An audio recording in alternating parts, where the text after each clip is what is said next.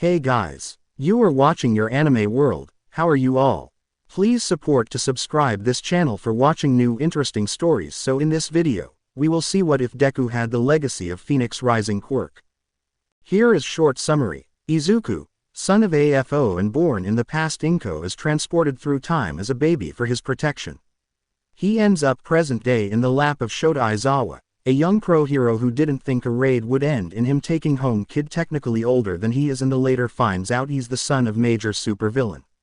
As Izuku grows he comes into his own, wants to follow in his dad's footsteps, and maybe find out about his past while he's at it. But before we start, if you want more stuff like this, then be sure to subscribe and like this video. And if possible share this video with your friends. Now let's start the story. Cold, hard rain and pitch black skies covered the streets in a blanket of darkness. An unsaid symbol of how their society had fallen the last couple months. A dark time with no light to shine through the shadows to save them. Either submit, die, or die trying. A frail pale man dragged along a petite woman with green hair as she desperately tried not to drop the bundle in her hands. Despite the hurried movement, the precious cargo didn't make a sound in a deep sleep. They each were tired and weak, but held a resolve deep inside that refused to be snuffed out, which kept their feet moving. When he first got the message he was so relieved. To her she was all right, but more scared than anything. They told him he was on his own if he wanted to risk his newfound freedom for some woman and child. His heroes refused to help him if it meant the risk of coming face to face with the demon lord before they were ready for a simple favor. A favor which Yoichi couldn't say no to. They were the reason he survived and owed her that much. The others at least agreed to help her if she were able to escape. War was no place for children. They needed to get out of there before he noticed they were gone. He was currently away and would be for hours, ruling over his empire with a bloody hand. His sister-in-law took the biggest risk in contacting him not long after his escape from his brother's hands. She needed help. They needed help. She had no one else to turn to. She chose her husband in the beginning and her family later paid the price. Watching the person who used to be her love do such horrible things to his dearest brother, family, and all those innocent people. The moment her husband killed a man in cold blood in front of her and their son, she knew she couldn't raise her son around that. She feared he'd corrupt her precious boy and he'd turn out like his father. She hoped he'd be like his uncle, but then his father would simply lock him away or worse, kill him for defying him. She refused to see that come true, having her son live his life in fear or being feared. The boy's uncle agreed and thus his crazy idea was born. If she agreed, the boy would definitely be safe. They came to a building hidden in the darkness of skyscrapers that protected them from the pelting cold. The skinny man coughed violently into the sleeves of his jacket. His lungs ached as he edged the bitter air. "I knew I shouldn't have," the woman said as she held the bundle tighter with one arm and placed the other on his shoulder.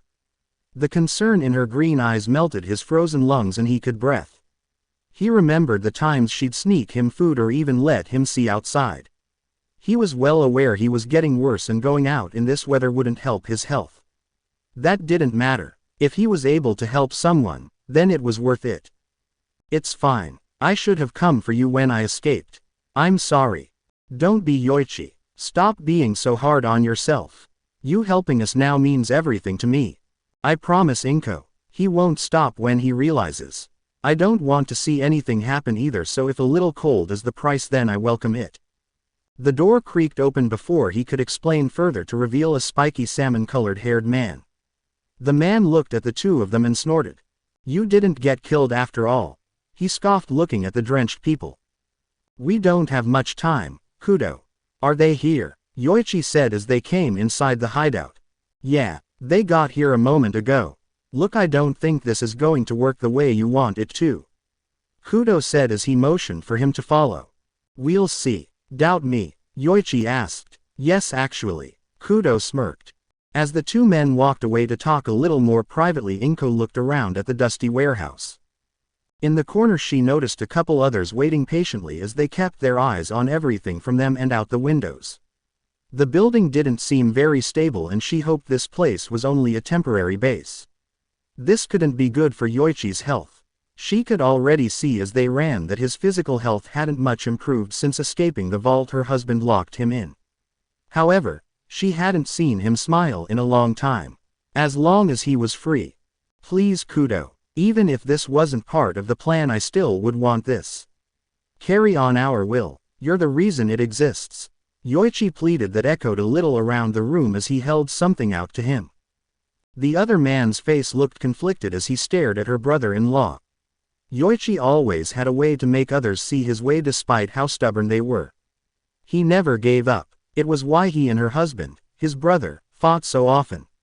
The man then sighed before taking what Yoichi was handing out to him. Fine. I hope you know what you're doing. I do. I believe in you, Yoichi said, smiling at him.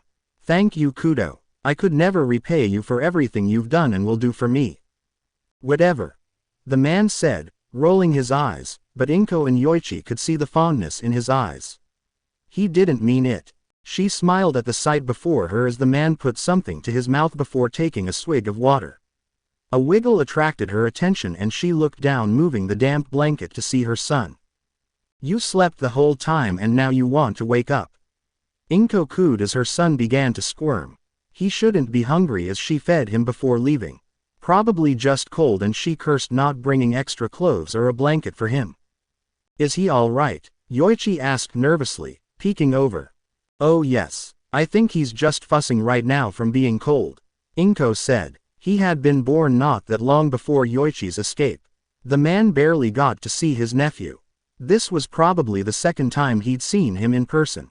Apparently it wasn't a privilege he was allowed to have, and his father constantly worried they'd make each other sick. While having blood on hands, the child's father always made sure they were clean before picking up his son. He doesn't look like his father at all, Yoichi mused with a smile. No, he always said that he looked like me and a little like you. I hope when he grows up he's like you. Despite what he says, you are brave Yoichi. The bravest person I have ever known. I think that title goes to the both of us. Would you like to hold him? Inko asked. He looked like a scared kitten wanting to reach out and touch something new for the first time. I can't. I couldn't possibly. Nonsense. This might be the only time you might be able to. You won't hurt him. Just support his head, Inko said, putting the baby in Yoichi's arms, who was internally panicking. Yoichi looked down at the child in his arms and couldn't help smiling. He was so small and adorable. His little curls and big eyes were definitely traits he got from his mother. He was an uncle, a thought he never thought would happen, but welcomed it, only hoping that it wasn't such trying times. He remembered when his brother announced his wife's pregnancy and Yoichi didn't know what to think. He was happy for them, but his brother was slowly turning down the path he walked now. A path corrupted by power and lust. The man was not fit to raise a child. Not now or ever. Hi, Yoichi said softly as he played with the baby's hand, who looked up at him with interest. See, he likes you, Inko said, smiling. He kept thinking about what kind of life he'd have after this. He hoped it was good, and whoever ended up as his new parents loved him. With his plan, the baby and the future parents would probably never know about the true identity of their son. The only suspicion might be when his quirk came in, if he had one. Having a quirk was so rare these days, and up until recently Yoichi believed himself as quirkless. Until his bastard brother forced that stockpiling quirk onto him. Ever since that day he felt something new inside him. A new power that would change the world and defeat his brother. A power he could pass on to others and was passing on now. He hoped his nephew lived in that world where it was at peace. This power could do that, and it was a simple thought, but he hoped the boy would use his power to change the world too. This power would transcend time and live out a legacy they started. Unexpectedly Yoichi coughed mouth open and couldn't stop as saliva flew out. His lungs betrayed him for the second time that night, and he felt more guilty about the child who was crying in his arms. Oh my, Yoichi, Inko cried as she took her son and started to soothe him. I'm so sore RRY. Yoichi coughed as he covered his mouth. Is he okay? I don't want to give him my illness. I don't think you can. I think he's just spooked. He'll be fine, Inko said as she rocked her baby closer to her chest and cooed. A couple moments later the baby stopped crying and seemingly went back to sleep. Yoichi, we should do this before it's too late. We don't have time to waste. Kudo said. Despite it being only moments, I feel it. You're right, Inko. I may have come up with a way so he never finds him. How? No matter where he goes he'll find him. My plan doesn't involve a matter of where, it's when.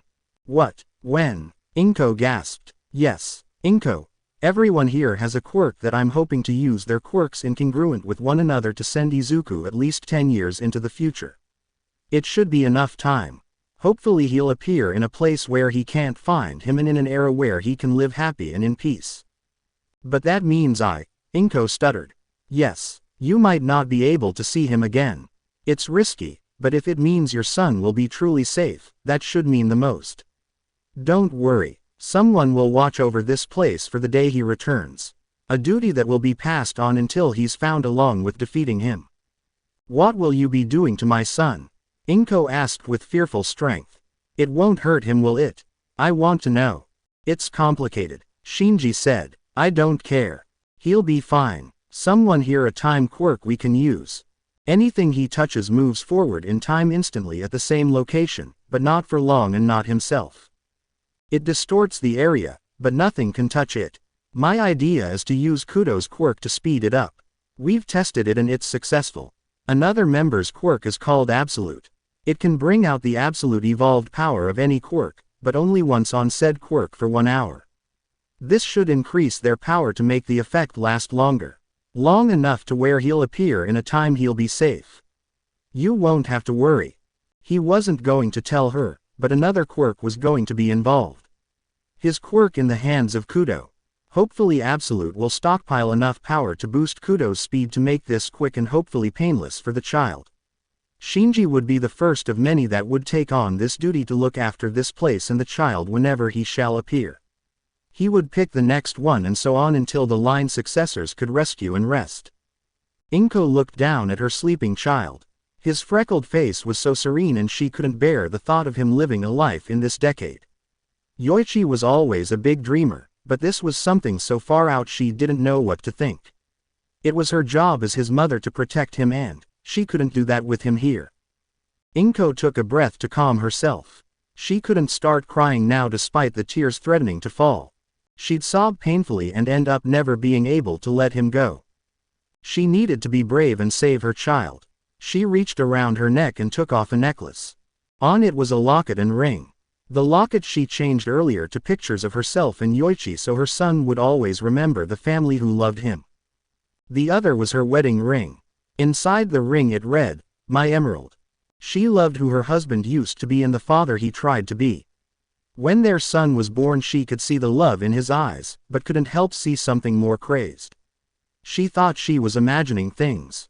She hoped that would be able to save her husband, but she was wrong. She smiled as she put the chain around her son's neck. Hopefully he'd keep them with him. She then edged his head before putting her forehead to his. She couldn't help the few tears that slipped out. Oh, hold on. I want to write a note. Do you have something I can use? Inko asked. Here. One of the men said, handing her a pen and a small old scrap of paper from his pocket that looked like a receipt. Thank you. A quick note to her son's future. Mommy loves you so much, baby. Inko whispered. You'll be safe. I promise. Yoichi said, placing a gentle hand on his cheek which slowly woke the child. A sleepy child looked up at his uncle and mother. He knew them. That one had the heartbeat that made him feel safe. The other's voice sounded so familiar that told him that everything would be okay. Green eyes brightened as the child smiled with a toothless grin. You smiled. Inko cheered as she now started crying because her son smiled at her for the first time. She at least got to witness one of his milestones that filled her heart with such joy. He smiled, telling her that this was the right choice. He was here and going to be safe. She needed to make sure. When her son disappeared out of thin air, Inko sobbed as she fell to her knees. Her baby was gone, but yet right in front of her. Her hand shook as she slowly reached to grab the empty space. She wanted to scream at them so they would bring him back. She changed her mind. She wasn't strong enough. Maybe they should have just protected them here. Run away from her cruel husband that would eventually find her in. The glass windows shattered as red and black veined rivets came and stabbed through the two people she never learned the names of, but she profusely thanked for helping save her son. She screamed for a moment, falling to the ground, and tried crawling away. The rivets slid out of the resistance members as they fell to the floor and bled out. From the broken window a figure came in and looked down at the people left. The people who betrayed him. He figured his little brother would rise against him, but his own wife. The woman he came to love, who stole their son while he was away and followed that foolish man he called his brother. Inko, where is my son? All for One asked dangerously. Nowhere you'll find him, she growled. She could be strong as she glared into the crazed eyes. She might never know what his plans were for her son, but she wouldn't let them come to fruition. He was safe, and now that she saw for who her husband really was, she was glad she asked for help. Her son needed a hero, and that would be his family. 100 years later, 20-year-old pro-hero Eraserhead, or civilian name Shota Aizawa, was doing a final sweep through an abandoned building that was just raided that was the site of a villain operation. Their intel had been on the money. They arrested quite a few villains and obtained smuggled weapons, drugs, and other stolen goods. Heyo Eraser, Present Mike, civilian name Hazashi Yamada, yelled. Find anything else up there? No, you, Aizawa asked. Nah man, pretty this whole place got cleared out. Let's see if the others found anything. As Aizawa walked down the steps, his eyes kept wandering toward a spot in the middle of the room. When he initially started his sweep, it was the first thing he investigated, as the space looked warped with the thought the villains might be trying to hide something. He even used his quirk, and nothing. He'll just report it and see what the high-ups say about it. For the moment he wanted his bed. The sound of something ripping and snapping echoed through the room, and Aizawa's reaction time is what saved the falling mass that fell out of the space. Jumping up, he grabbed the bundle, and what he heard scared him when his feet touched the ground. The bundle of blankets shrieked, and Aizawa quickly moved the blanket to uncover. Is that a baby? Yamada asked in shock. A problem more like it. Aizawa sighed as he looked down at the curly-haired, green-eyed child staring back at him as it wailed. This was the last thing he was expecting when he rolled out of bed this morning and prepared for the raid. How did they get here? Just who in the hell hides a child here? Did the child belong to a villain? Where did it come from though? Yamada asked. That was like out of nowhere. The child wailed, and Aizawa started to feel his head hurt from the cries. He was not a kid person, but his hero training taught him better than to ignore the child. It's okay, Aizawa said awkwardly as he tried to quiet the child. There's a note, yo, Yamada said as he pulled the paper out. Moving the child to one arm and slightly bouncing him, Aizawa read the note. If you're reading this, I'm sorry to burden you with this. Please love and protect my child as I would. I wouldn't give him up unless I had to, but his father would come after us and I couldn't let that happen. If his father is still alive, please protect him. I don't know when he's appeared, but I hope it's during a time he can grow up safe and happy. Thank you, whoever you are, for being there for my son. Please take care of my son and let him know his mother and uncle love him dearly. Inko. He didn't get any further than that as the child started hiccuping before he passed out on Aizawa's shoulder. Aizawa quickly adjusted him to see if something was seriously wrong, but the child's breaths, although slightly labored, were similar to those when asleep. Aizawa sighed in relief that the kid, a boy, looked to be unharmed. Just because he wasn't a fan of them didn't mean he wanted to see them hurt. Ah, poor little guy, must have been so scared and wore himself out, Yamada said, putting a hand on his head. Oh geez, did they hide the kid here to protect him or something? Not sure. Let's get to the cops so they get him checked out and analyze the note. Aizawa said. The boy's father must be quite the powerful villain for the mother to take drastic measures to ensure the safety of her son. He respected that. She made a sacrifice to ensure he would be safe, although it seemed unorthodox.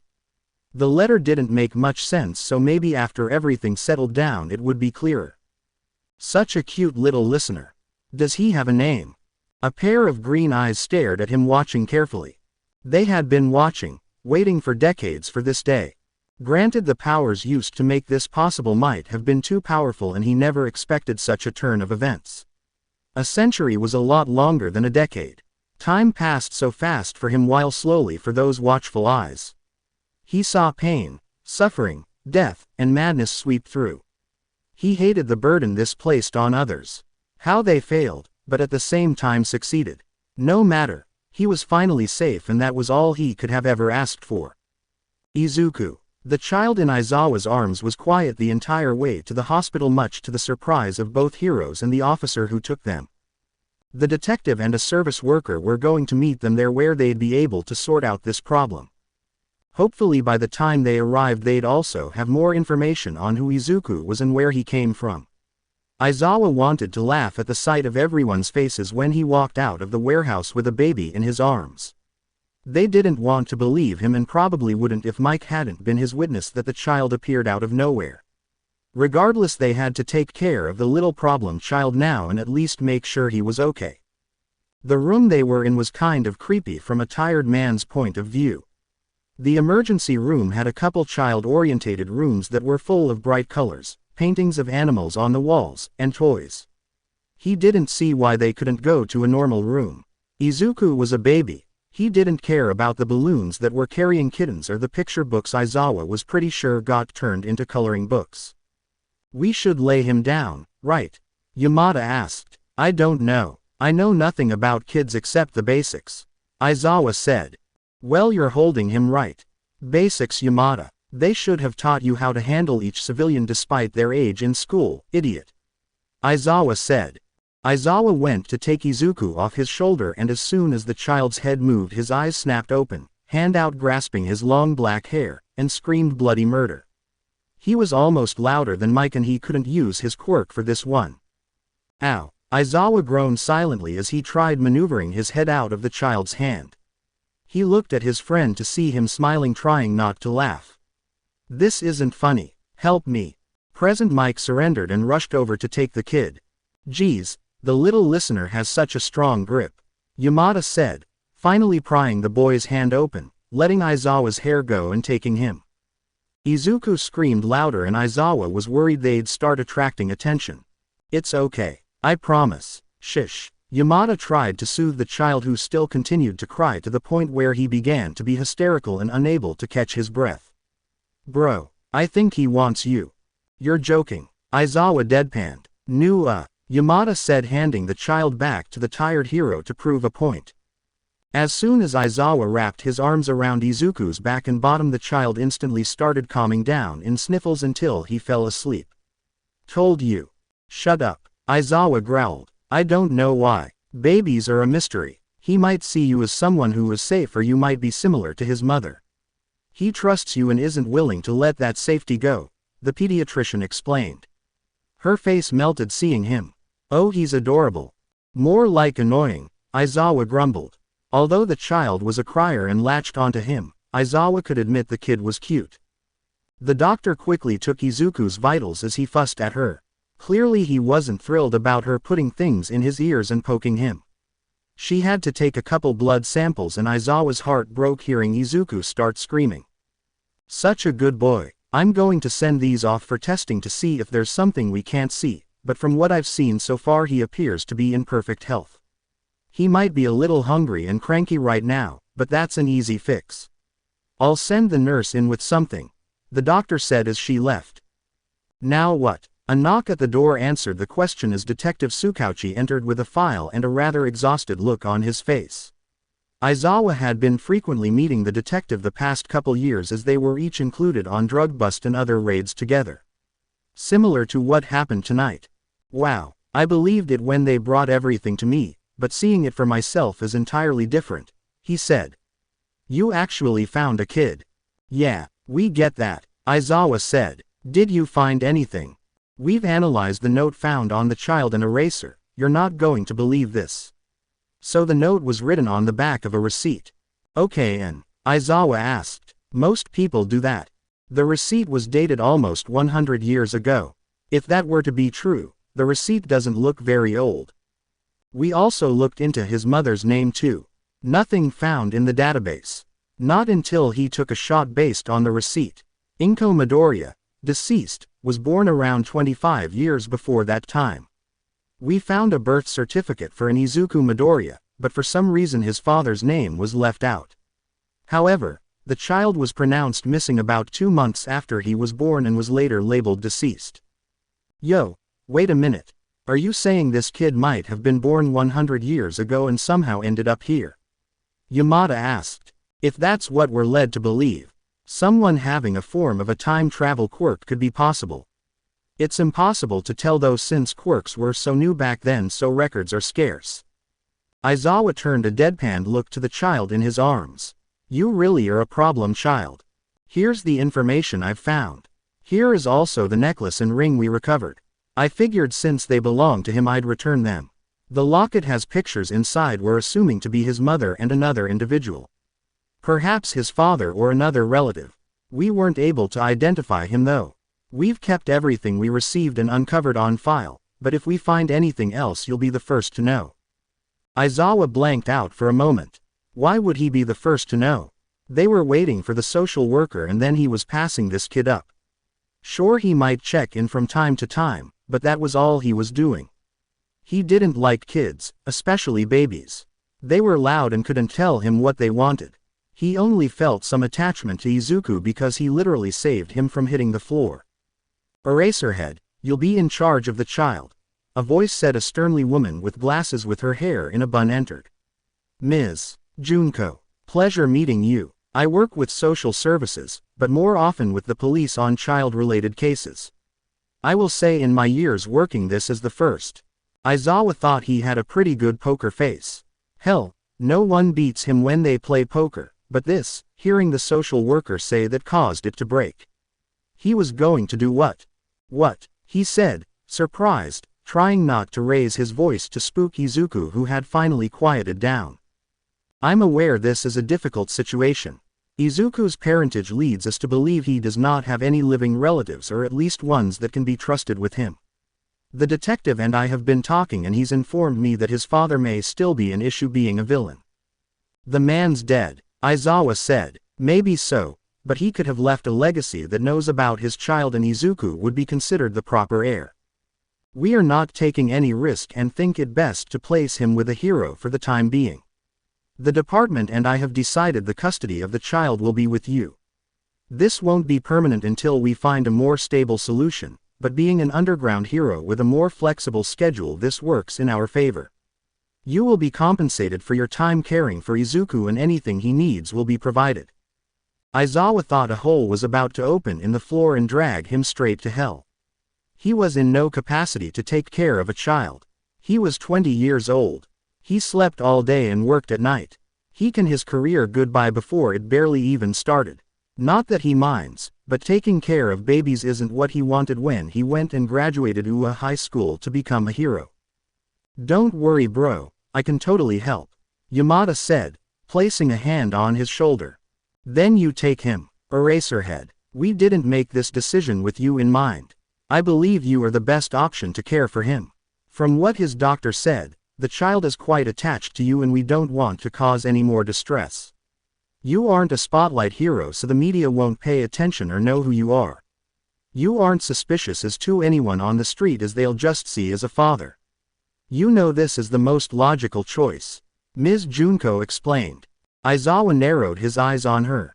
Oh, she's good. She must have done her research and made some calls before coming here to learn how to talk to him.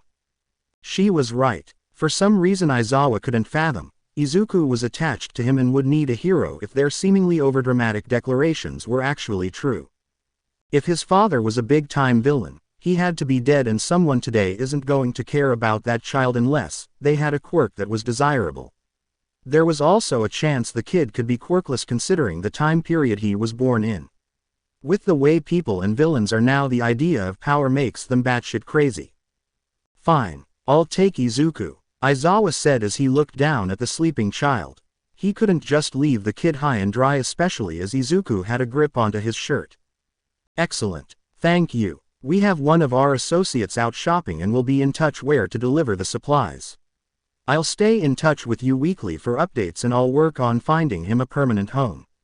We're hoping a pro will be willing to adopt him. Good day gentlemen. She handed Aizawa her card and then walked out. She was all business and Aizawa could respect that. He also had a feeling he couldn't say no to the woman or she'd have his fresh license. Yeah, no thanks. Take care of the kid for a couple weeks or get a bad rap in his career. He knows which choice to make. Aizawa swallowed down the panic that was starting to stir. He didn't know how to take care of a child, but he figured he might as well take it in stride and use it as a learning experience. Aizawa, Yamada, I didn't say this while she was here as this more confidential hero business, but I'm personally looking into Izuku's father and what villain he might have been.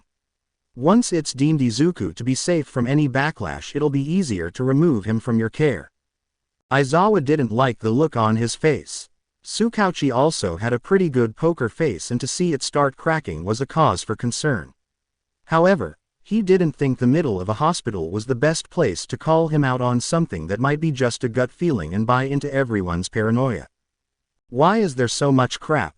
Aizawa asked when the associate finished dropping everything off at his apartment outside his front door. He's lucky none of his neighbors care about being nosy, or that'd be really awkward to explain. If anyone asks, for the moment, Izuku is his nephew that he's taking care of while his non-existent sibling gets their life together. Some things he understood, like bottles, formula, clothes, diapers, and wipes. A couple things were sitting out were already put together, thankfully: a crib, a bassinet, high chair, a stroller, and dare he see an assortment of toys that apparently each one had different use. Izuku was determined only to be a little over 2 months old. Did he really need all this? He wasn't going to be here very long. Despite how embarrassing it was, a nurse came in and showed him how to do the basics. He learned quickly how to feed, change, burp, and swaddle Izuku so he wouldn't entirely be shit out of luck.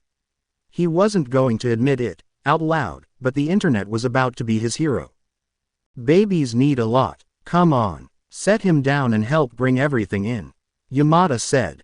Yamada, I think I'm in over my head, Aizawa said as he set the baby down securely against a pillow and went to help Yamada bring in the crib that would be going in his bedroom. Oh geez, the thought of a baby crib being in his bedroom. He couldn't let the blonde man see him freak out. Don't worry man, I said I'll be here.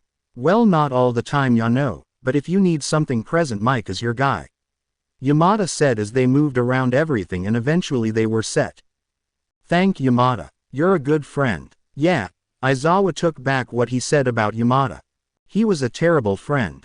Would not recommend him to anyone. That asshole left him there with Izuku once everything was brought in and Izuku was taken care of. Said bye and ran out the door. He hoped it hit him on the ass on the way out or he tripped down the steps. At the moment the apartment was quiet as Izuku sat on his lap leaning back on his chest as he fiddled with what was called a soothing interactive toy that looked like a bunny. Out of everything Aizawa showed him that was what Izuku liked the most. As long as it kept him entertained. Since they arrived back home, Izuku had been quiet. He was fed, changed, and seemed content just sitting with him as the news played in the background at a low volume. Aizawa didn't know how new parents did it. What did they do in the meantime while having babies in the house? He felt like he couldn't take his eyes off him or something might happen. Everything was done around the house. He had no dishes. Laundry done. He kept his place pretty spotless to begin with, only having a mess or two occasionally, but that also contributed that he was never home, and when he was always sleeping. Speaking of sleeping, Izuku looked like he was not in a hurry to go to sleep. Great. He could use a nap and the nurse said sleep when he does. Wouldn't be a problem if Izuku would just sleep already. He hated to think of it like this, but to make pets sleep one wore them out, right? Sighing, he might as well give it a try. Settling Izuku up against a pillow, Aizawa took the toy and started to slowly and rather awkwardly shake it. It surprised him a moment that to see the toy made a soft rattle sound. Cute. Izuku looked up with his wide eyes as he followed the toy. Do you like this? Shota asked rather nonchalantly. Was he doing this right? He felt like an idiot. He couldn't do this. The social worker said it best. He was basically a single father at 20 to a child he didn't know about. Hell, to a child that could be technically born before he was. Worst case scenario, he was going to kill the kid by forgetting something or scar him for the rest of his life. Izuku liking him was a mistake on the child's part. He was going to mess this up. He was smiling. Izuku was smiling at him as Shota was moving the toy in front of him. Shota breathed in relief as Izuku looked up at him like he was the best thing ever. Maybe he could do this after all, and looking after Izuku wouldn't be so bad. They'd make it for the amount of time they'd be together. Izuku's smile made him feel like everything was going to be okay. Shota couldn't do this. It had been over 2 weeks, almost 3, since he brought Izuku home, and at first it wasn't so bad. He enjoyed having him around. Shota wasn't quite the fan of getting up early, but he was getting more sleep than he thinks he's ever got in the last 10 years. Granted, Shota was a little bored out of mind, but he actually felt relaxed for once. He did some work for agencies that needed a second pair of eyes in cases his own had, so he was still working during the day. At night he'd be patrolling, but that had been reduced to sitting on the couch with Izuku in his lap as they watched the news. They had a routine that worked for them. Izuku was an easy baby to care for altogether. He never really cried, and if he did then it was an easy fix. He was hungry, his diaper needed to be changed, or sometimes he just wanted Shota to pay attention to him. He also only cried a couple times during the night. However, that was only for the first week. Heading into the full week 3, Izuku wouldn't stop crying constantly. This wasn't the first time either, as it had been slowly progressing since the start of week 2. The last few times he only stopped when he wore himself out. No matter what Shota did, Izuku screamed until he was hoarse. He shrieked and Shota was so concerned someone was going to call and complain. Worst case being they'd call the police and he'd awkwardly explain he's a pro hero that has no idea how to care for a child currently in his custody. A knock came to his door and Shota thought it was the end of the world. He looked out the peephole and was surprised to see it wasn't his landlord or an officer. "Ms. Takumi, my apologies for the disturbance," Shota said to his elderly neighbor who lived across the hall. He was generally surprised she heard anything to begin with, as she mentioned quite a few times her hearing was going out. "None of that, dear," the older lady with snow-white hair said as she invited herself in. Shota wasn't surprised. Megumi Takumi was the only one of his neighbors he actually got along with. Not that he actually tried to make relationships with them. She used to be a nurse until her husband died and then eventually retired. Shota believes she spends her time knitting and sewing for the long-term stay kids in the same hospital she used to work at. A sweet older lady, but certainly had the takes no shit attitude, yet so sweet. "Oh, and who is this sweet thing? Aren't you just upset, but so cute?" "It's okay. Megami is here." Again, I'm sorry about him. He hasn't been able to stop for hours. I've tried everything and nothing seems to help." "It's nothing you did, dear. From what I see, he might just have colic." Shota's heart sank. Colic. Was it dangerous? Was this something he could have prevented? Something he did wrong? Was he not properly taking care of Izuku? He was trying his best and he thought he had gotten the hang of it. Ms. Junko even said Izuku looked great when she visited a couple days ago for the weekly check-in. Was this going to scar Izuku for the rest of his life? Did he fail? Was Izuku going to die? "Oh, stop that," she said, smacking his arm to break Shota's panic. "You look like a nervous father. Colic just means a healthy baby, like this angel right here, cries for a while for no reason." "Oh, so present Mike," Shota thought before he asked out loud with concern, "so he'll be okay?" Of course. It happens sometimes at this age in rules of 3. 3 hours for 3 days within 3 weeks. I've been listening in and he hasn't been here that long, so it's hard to say for sure, but a lot of children get it, so it certainly wouldn't surprise me. It'll go away on its own in time, but until then you just need to find a way to soothe them. You can try baths, feeding, talking, just something to occupy them. This one seems to like when we are held, bounced, and talked to.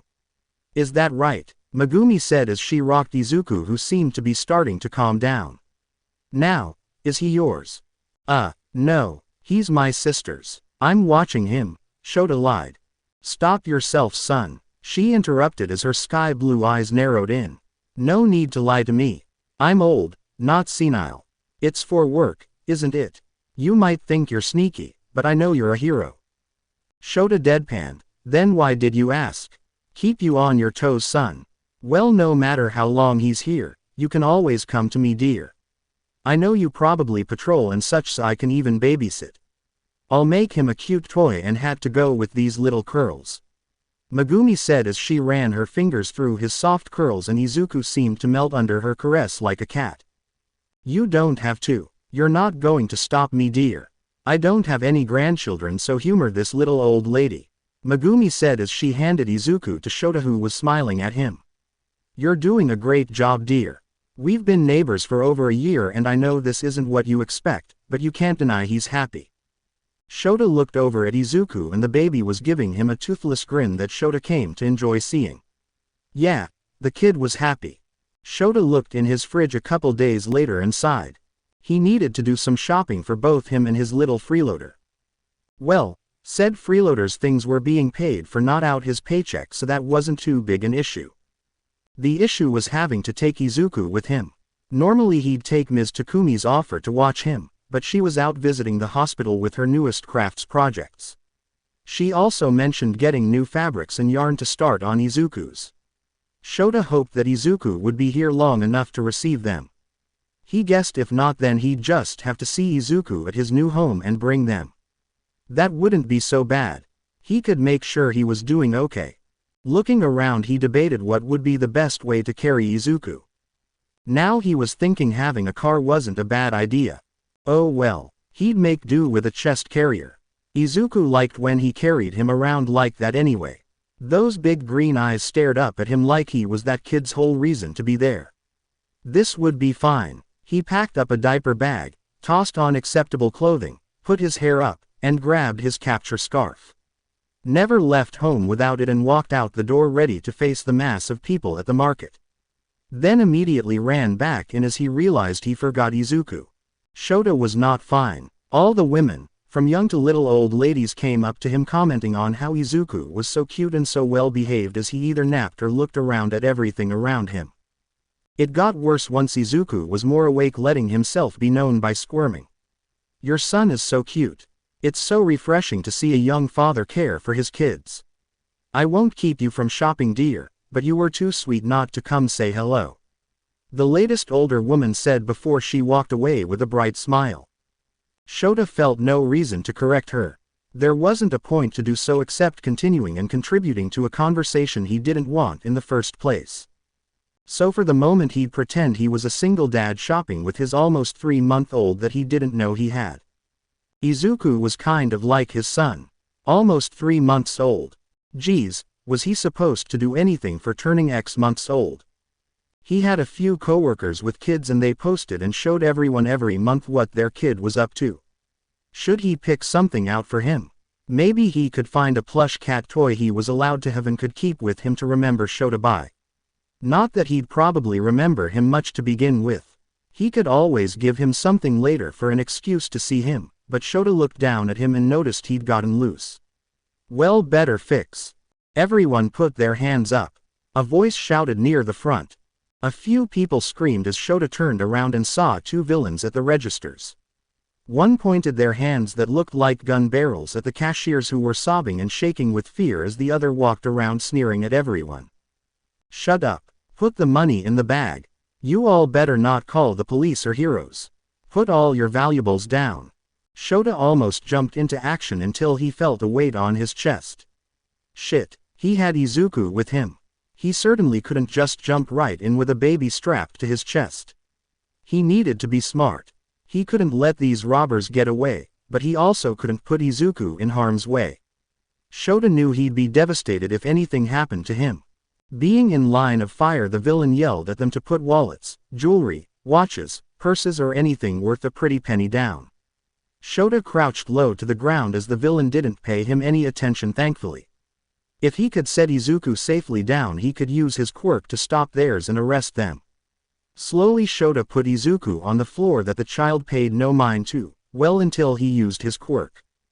The villain then smirked as he put his palms out, which had holes in them that began to work like a high-powered vacuum. Everything everyone just put on the floor began sliding toward the villain at an alarming speed, including Izuku. Izuku shrieked as he slid across the floor. The hell? Without thinking, Shota jumped up and flashed his quirk, cutting off the suction. Everything stopped moving and the confused villain didn't have time to react as Shota's capture scarf wrapped around him and flung him into the shelves. Unfortunately, the ruckus alerted the other villain, who turned around and opened fire. Bone bullets fired out, his fingers piercing and destroying everything. Shota flashed his quirk at him, halting his attack before flinging his villain partner at him. The two collided and fell back, with Shota taking the moment to tie them both up. "I'm a pro hero. Everything is fine. Please call the police if someone hasn't already.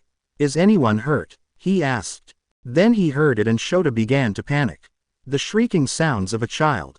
Izuku was still on the floor when he jumped into the fray to save him. What if those villains had hurt him, kidnapped him, or held him hostage? Looking down to make sure the villains weren't moving, he raced out. Shredded paper, crumbs, and liquids were covering the floor and Izuku was in the center of it, surrounded by everyone's valuables. A sight Shota thought too true. Izuku was valuable. To him at least. Running to the boy, he carefully looked over him, but dread filled him as he saw a red liquid on his jumper. No, he was still crying, so he wasn't hurt too badly. His heart was beating so hard and he could feel and hear the blood in his ears. Was Izuku hurt because of him? When he spoke with Ms. Takumi about Izuku having colic, he understood that wasn't something he could prevent, but this was preventable if he had done his job right. He was a pro hero that graduated from UA. He clawed his way to the hero course after everyone told him he couldn't, and maybe they were right. Slowly reaching out with shaking hands, he knew he needed to access where Izuku was hurt so he could help him. He also needed to staunch the blood flow before he lost too much. As he touched the blood, he realized it was cold and smelled. This wasn't blood, it was ketchup. Shota exhaled in relief and bit his lip to prevent anything from escaping his mouth because he was either going to cry, yell, or laugh. Izuku was unharmed and just scared. He gently picked him up and held Izuku to his chest, not caring how messy he was getting. He hushed, rocked, and caressed his curls. He was there. Shota was there. Izuku was okay. That's what mattered, but he almost wasn't due to Shota's dumb mistake. He should have put Izuku elsewhere, or maybe he should have just done nothing. He was a pro. How would that look on him? Thank you. Shota's eyes widened and he turned around to see the woman who called Izuku his son earlier had approached him once more. Also, by the time the police and another pro had shown up and started taking statements. My apologies. Enough that. You're obviously a pro hero and still care so much for your son. You wouldn't have done that if you didn't love him. He's lucky to have you, like we were lucky you were here today and no one got hurt. You may be young, but that's the joy of parenting. You'll figure it all out, but what's important is that you love him. I can clearly see that. Thank you, hero. Shota looked down at Izuku, who had calmed down considerably, and put his head into Shota's chest. His heart beat loudly as Izuku laid on top of it. He took Izuku home after answering some questions and just called Yamada, cashing in one of the numerous favors the blonde man owed him. That afternoon the hero showed up with some groceries, baby food, and even a meal for Shota. What a saint. He takes back the mean things he says about the man. For now, until he does something stupid again. Also, after the incident at the store, Shota was reminded to just have groceries delivered to the apartment. He cursed, why didn't he think of it soon? It's the dad brain, Yamada had said, before Shota almost chased him out. The blonde luckily had to leave for his shift. For now, ended real quick. Yamada is still an idiot. He was not a dog. Shota heard a knock on the door while he mused through his thoughts the next day. Odd. He wasn't expecting anyone and Yamada would just barge right in. Looking at the time, he should be at his agency. Ms. Junko, I thought you weren't going to be here until next week. Shota said as he opened the door with Izuku in his arms playing as he messed with a toy which either involved grabbing at it or sticking it in his mouth. Oh, this was unannounced. Did she hear about the incident at the store? Izuku was fine. A little spooked by everything, but fine. Did she no longer find him acceptable to care for Izuku? Yes, I heard about what happened at the store and just wanted to check in. Shota narrowed his eyes. Geez, this lady was literally out to get him. Everything's fine, Shota wanted to hiss. I can see as much. Ms. Junko said as she smiled at Izuku. Things happen, Mr. Aizawa, but I heard it was handled and no one was harmed. We can't fault you for the society we live in. Are you going out so you can provide for him? That's not the only reason I'm here. I thought you'd like to know as soon as possible, as I seem to have found a suitable home for Izuku. If the family adopts him, he'll have plenty of other children to play with when he's older and a stable home life. The family is that of a pro hero who is rather well off, so all his needs will be taken care of. The family has one on the way, so the mother is pleased to help the boy. Shota's mind went through who in the hero community had a family that had the balls to announce it and was well off. Not many heroes announced that they had kids, let alone were married, so whoever it was clearly had a lot of power to be so boastful. There was only one, and Shota let out a heavy sigh. Is it Endeavor? The Todoroki family? Shota asked with slight disgust. He hadn't worked with the number 2 hero yet, but he had heard some unsavory things about him from a few of his coworkers.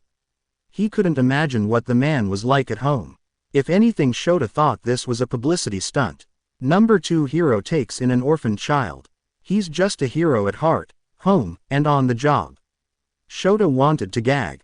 I'm not at liberty to discuss. Ms. Junko said. So it is Endeavor. Has anyone checked to make sure their family is safe? Shota asked. Why would he be interested in a baby? Was he informed of Izuku's unique situation? If he was, did he think he could take advantage of the boy? Shota could admit that the other hero could protect Izuku from an attack and provide for physical needs, but what about providing for anything emotional? What if Izuku finds out the truth? Shota wasn't sure what personality Izuku would grow up to have, but if it were Shota, he would think he'd go nuts without someone there who he trusted, and that proved they cared. Shota admitted he wasn't great either, but all his attention would be on Izuku and not 4 other kids that were actually his. Izuku would grow up ostracized. Izuku needed someone who was always going to be there. Their little routine and comfort would be gone. No more talks. No more seeing to toothless grins. The family was well taken care of. I thought you'd be pleased we got this taken care of so quickly. Izuku should be fine with them. Ms. Junko said as she was pulling out some papers from a folder. No. No. Shota realized what he said, and he responded without a second thought. Was this what feelings parents have over their children as people did as heroes? The moment their bodies, or in this case his mouth, moved on its own without a second thought. She said she was taking Izuku away, and he told her the first thing that came into his mind. His heart leapt from his chest into mouth, and he denied her proposition. No, she was not taking Izuku. He was sure of that. That fact that Izuku might, probably, most likely, oh please, he was going to live with Endeavor didn't matter. Even if it had been All Might of all people, Shota would have said no. He was going to be Izuku's dad. No, I want to keep him. If allowed, I want to adopt him. Shota wouldn't regret it if he made this choice to adopt him, but he would regret it if he didn't. Surely his life would change, but he couldn't imagine it without Izuku. He was a hero to his kid, even if he didn't understand. He'd miss their aimless, one-sided talks on the couch as they watched the nightly news until Izuku fell asleep. He'd wonder constantly about how he was doing and was he being treated okay. He doubts that the flaming douchebag would allow him to visit. If it had been probably any other kid, Shota believed he'd say bye. Izuku just fit so well into his life. Ms. Junko smirked as she showed him the papers she pulled out. Those weren't transferred papers. Then please just sign here. Excuse me, I figured you might say that. Mr. Aizawa, pro heroes that often take care of kids from bad situations often take full legal custody of them. It happens more than you think. I'd say 9 times out of 10. I figured this might be no different when I came for my visits. You see, my quirk is love scale. I can see how much a person loves someone else on a scale of 1 to 10 when I speak about the person to them. Typically used in cases where the parents may seem unfit. Every time I visited, the love you have for Izuku only went up. Izuku likes you, so he's easy with you, and you've grown to care about him. The witness statements I read from the store told me as much. You might be young, but you've got all the qualifications to be Izuku's father. Admittedly, while I wasn't the one who determined the Todoroki family suitable, I have my doubts they would be able to accommodate Izuku. I'm currently investigating why that was. It's my higher-ups and commissions that are pushing Izuku to be somewhere else. I would much rather see Izuku here with you knowing he'll be safe, loved, and well cared for. You wanting to adopt him makes me very happy. I'll still drop by every once in a while to check in, but just sign here and Izuku is officially your son. Junko explained as she put the paper down on the table with a pen. Those were petition for adoption forms. Shota signed them one-handed as he held his son. Izuku's surname is currently Midoriya, are you wanting to change it? She asked. No, Shota said as he looked at his son's green eyes. He has the locket his mother gave him and even though he might not remember her I want him to know about her. As a pro he might get connected to me so he'll be Izuku Midoriya Aizawa. Telling his friends, 3 months. Heyo. Hizashi greeted as he and Nimari, Pro Hero Midnight, came in the door about a week later. They both were surprised to hear Shota Aizawa actually inviting them over to his apartment. They both agreed to check if he'd been replaced by a villain or pod person. So far he seemed okay and even offered them drinks like he was having a party. Shota was no host and this was so out of character for him. Oh, look who is still here. Izuku is. Yes you are. Hizashi said a few octaves higher as he rushed up to Izuku who was having tummy time on his mat in the living room. Hizashi, don't ever talk to my son like that ever again. Shota said dead serious. Nimari spat out her drink as Hizashi screeched, you're what? Shota's quirk flashed to silence him, but the damage was already done as Izuku started crying. Shota sighed before quickly walking over to pick up Izuku. Shota Aizawa, what did you say? Nimari asked. My son. Izuku is my son. I have recently adopted him and this gathering is so I can share it along with Izuku turning 3 months. Shota explained nonchalantly. You could have told us that earlier. Nimari yelled. I would have brought him something as his auntie. He's totally a dad now, Hizashi said under his breath.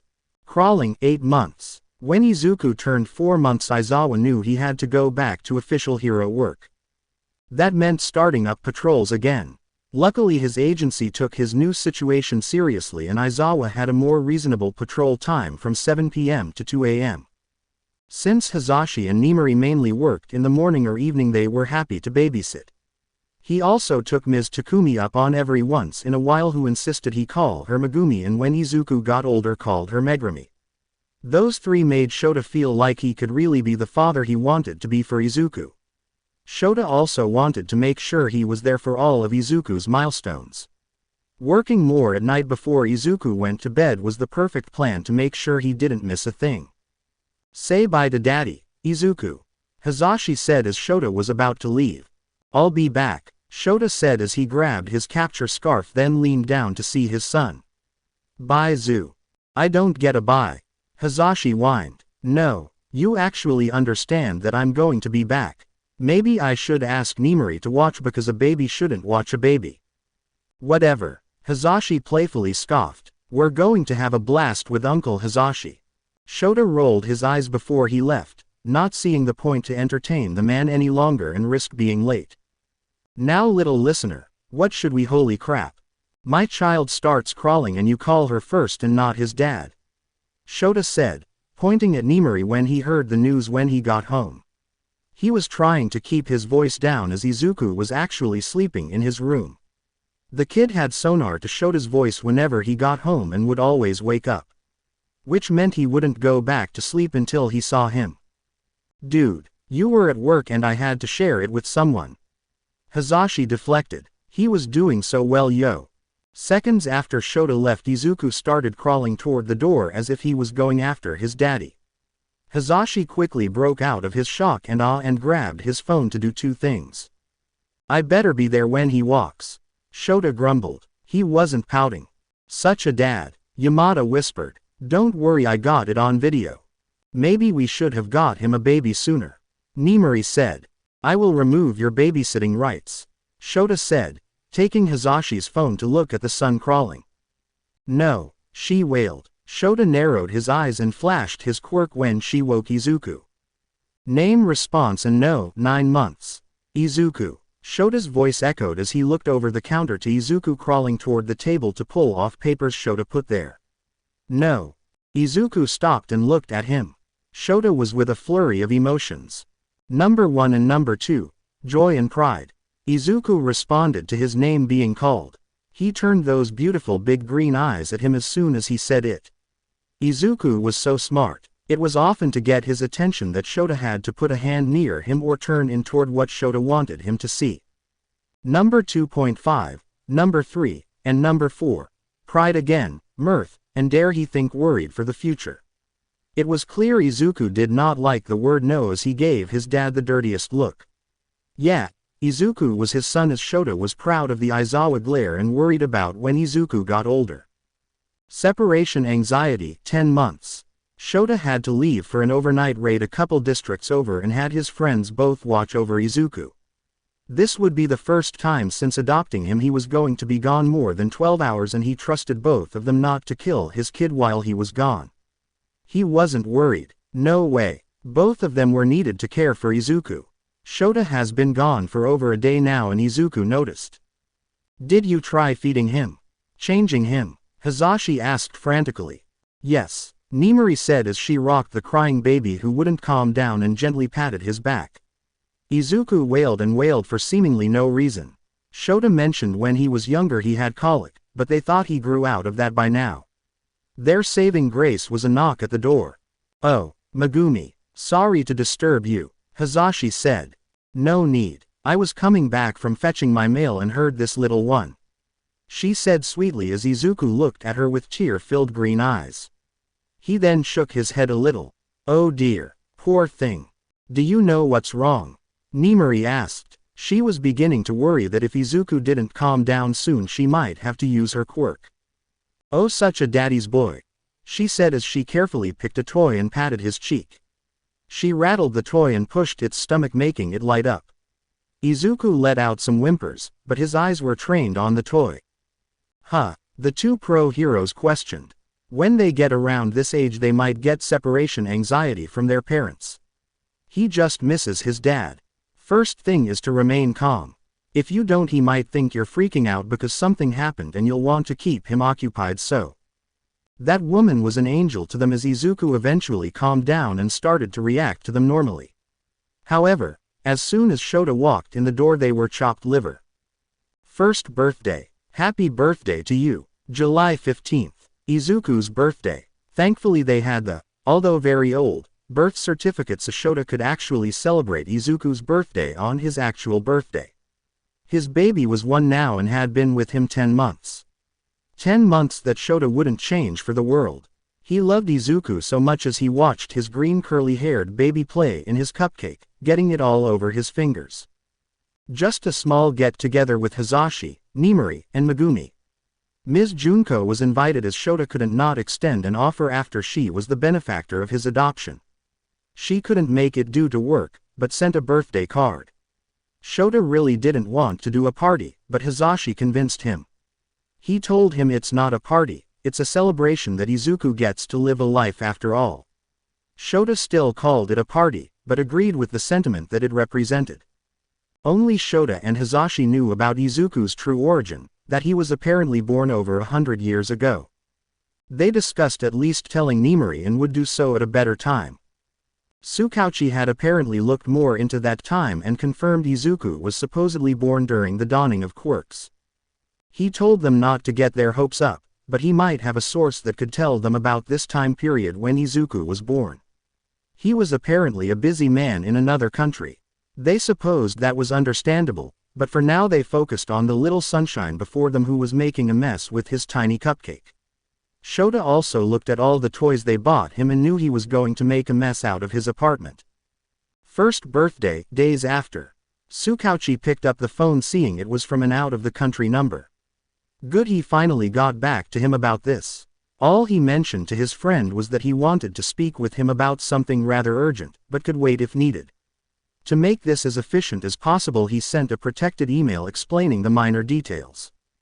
Hello. Thank you for getting back to me. How's America? The detective asked. Good. I'm planning on returning to Japan soon, probably within the next year or two.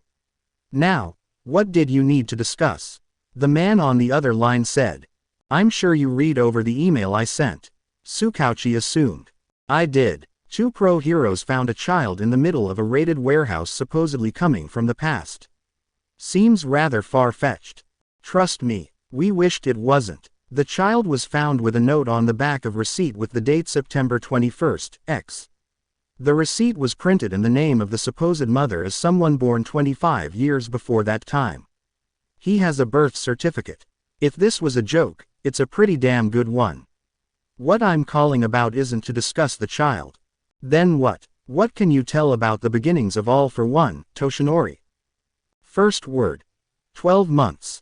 Any day, any moment Izuku could randomly say his first word. He was already babbling and making sounds, so everyone was trying to make sure it was them that either got to hear it or be who he spoke of. That also meant his friends, honorary family for Izuku, were always at his house and not leaving him alone. Uncle, auntie, he's not going to say either of those. Shota said. Fine then. Hazashi tried. Nemi, you two are ridiculous. Shota sighed and looked at Izuku, who seemed unimpressed at his uncle and aunt. Izuku. The baby looked at him. Say Dada. Izuku smiled and clapped his hands. Da. Everyone's eyes widened before they broke into smiles and pouty faces. It counts. It totally counts, Shota said, smirking as he patted Izuku's curls. Good job, Zu. No it doesn't. Shut up. Nimori said. Izuku say auntie. Say Nimori. Auntie Nem. Dada. Now you can't say shit. He said dad. Shota said as he picked up Izuku and hugged, proud that Izuku said him first. It wasn't like Shota wasn't trying to do that for weeks, constantly saying to him. Say it again. Shish. Shota quickly covered his mouth and pointed a finger at him. No. The look was back. Izuku wasn't impressed by his dad either. First illness almost 18 months. Shota was frantic as he tapped his foot on the white clean tiles of the hospital. For the past 2 days Izuku had been fussy. He didn't want to eat or sleep and was constantly pulling at his ears. He screamed the words, Daddy, hurt, and stop. Since starting to talk, Izuku has learned new words every month, sometimes every week. Shota had to be careful what he said at home, especially when he stepped on Izuku's toy, and Izuku almost learned what, damn it, was. Shota took his temperature, which read to be 103°F. It was only 99°F when he last checked. Shota panicked and Megumi told him he needed to calm down and should take Izuku to the hospital. He could do one of those things. The staff took him back immediately, but Shota had to wait while they ran a test to rule out a couple illnesses that were being reported and dangerous to infants. They preferred not to have Shota there to further stress him out. Even the nurses could tell Shota was overwhelmed with concern, and that wasn't going to help anyone. He could be fetched once he'd calmed down. Tomorrow Izuku turned 18 months and was going to start walking any moment. He was already standing on his own, but as soon as he let go of the couch he fell down. Izuku was always determined to try again, but after a particularly nasty fall he was like, nope, maybe later. Shota couldn't help worrying whether or not Izuku would make it to the later time. What if this was something hereditary? He didn't know Izuku's parents' full health records from a full family tree. From the little information they got from digging into his mother, she was a healthy woman. She didn't have anything she could pass on to her son, so was this on the lines of what Megumi warned him about? Babies get sick, you just need to prepare for it. They confirmed he'd be alright, but that did nothing to help Shota.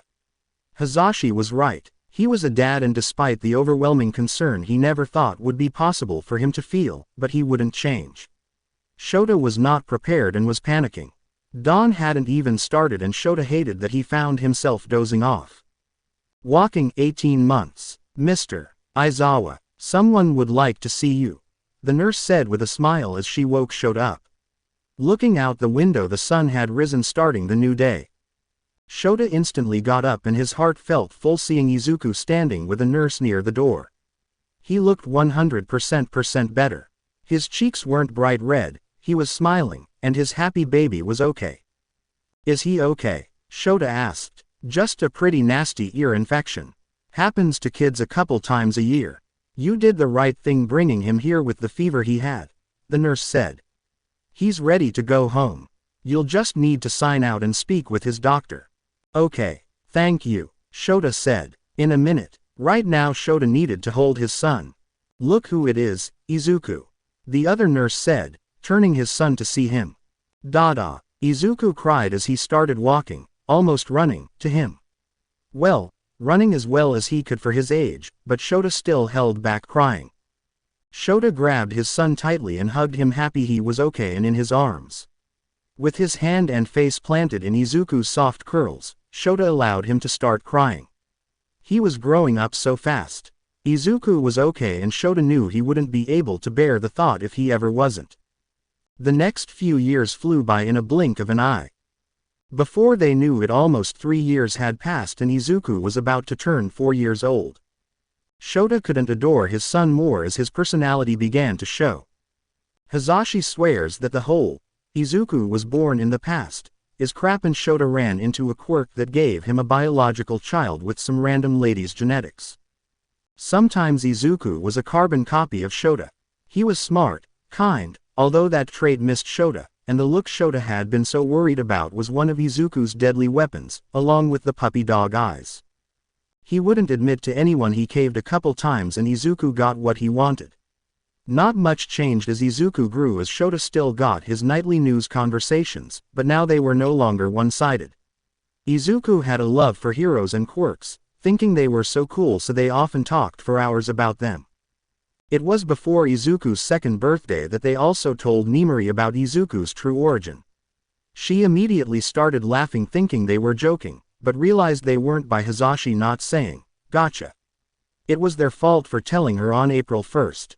Afterward she took it in stride and said that didn't matter to her and she'd protect her baby nephew with her life. She also said she'd help with the investigation the best she could, but for the moment it was a standstill. Tsukauchi's lead wasn't helpful at the moment unless they could talk in person, which really ed when the man apparently couldn't leave America yet nor find the time. The detective couldn't even tell them anything about him or what might lead them to answers. A matter of security and confidentiality that they weren't cleared for. Apparently it was sensitive information that the detective couldn't receive over an email or over the phone. That was fine despite Shota not agreeing with it.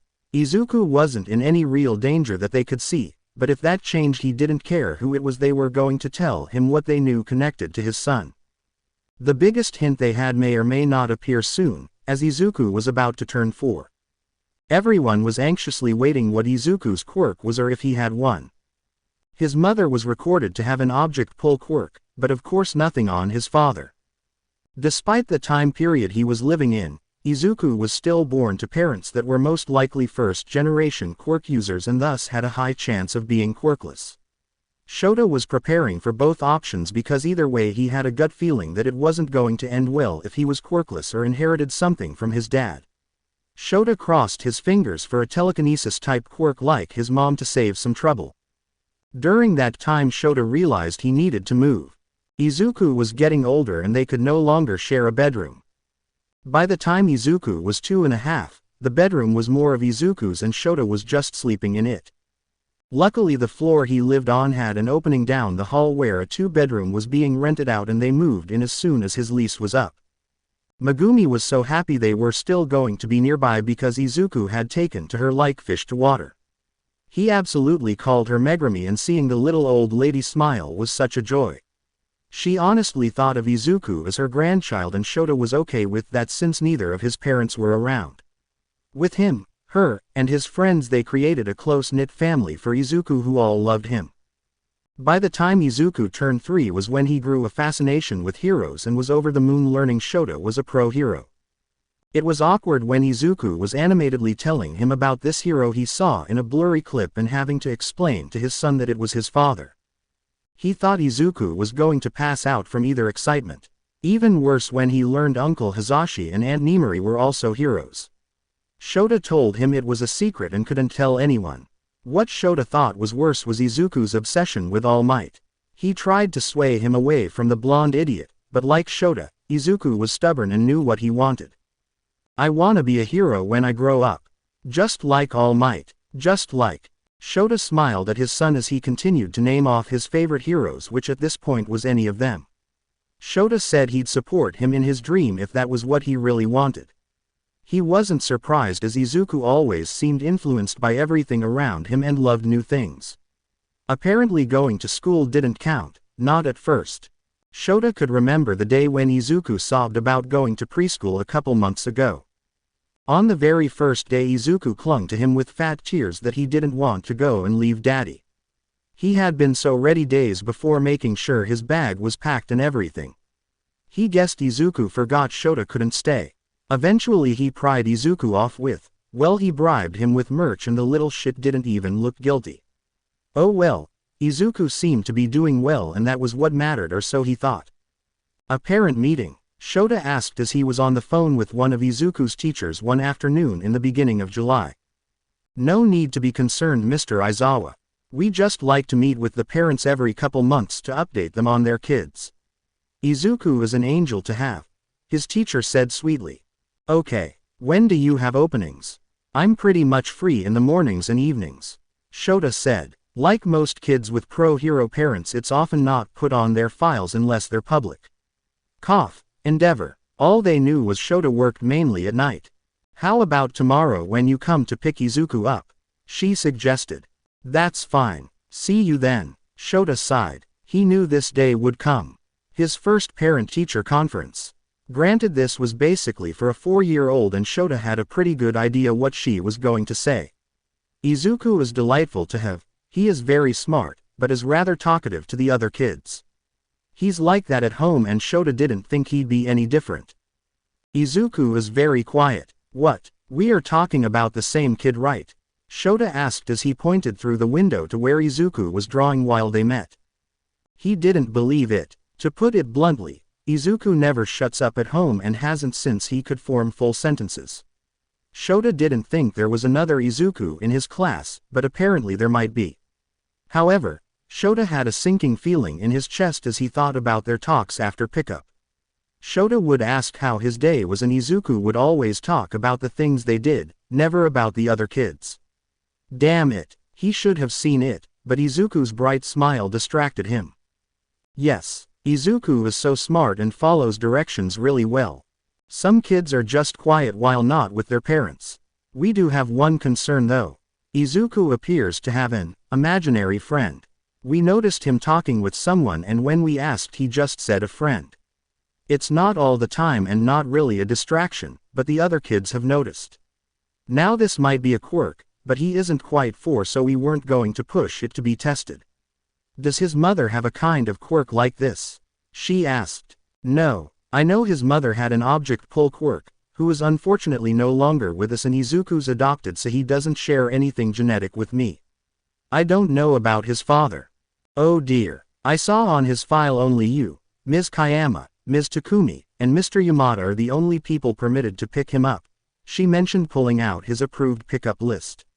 Shota wasn't going to tell her there was a reason for that and there was a note that if anyone else comes to pick him up they are to call the police and him immediately. The troubles of being a pro-hero where someone could use their family to get revenge if they ever found out.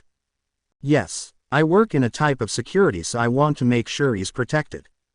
Understandable. Well, regardless if this is a quirk, the other kids have been avoiding Izuku because of this and have been rather mean by calling him weird. We've told the children to be nice, especially as this is the time where they're coming into their quirks. A couple of the kids had already shown signs. Should I be concerned? Shota asked. Shota knew that kids could be cruel and this was a society that implanted the idea into kids as young as 3 that the quirk they get at 4 dictated their entire life. You either got something flashy or you were no better than the dirt on the bottom of someone's shoes. I wouldn't worry about it too much for right now. The children are too occupied with some of the other kids who have their quirks. If an obvious quirk doesn't show up soon I would say take him to a specialist as this could be a way it's manifesting. We'll keep you updated, but otherwise I feel Izuku has such a bright future and I'm glad to hear he's got such a kind and supportive father. Shota smiled at her kind words. Izuku was his whole world. He never thought he'd get attached to that baby who literally landed in his lap, but here he was 3 years later. Izuku, Can we talk? Shota said before Izuku ran into the living room after he put his plate on the counter after dinner that night. Yeah, Daddy, Izuku said, coming back and standing in front of him with a bright smile. Shota had to be strong, but this kid made it so damn difficult. Are you making any friends at school? Shota asked. He instantly saw the worried look in his eyes. Izuku might not lie to him, but that didn't mean he didn't know the signs of him trying. Izuku.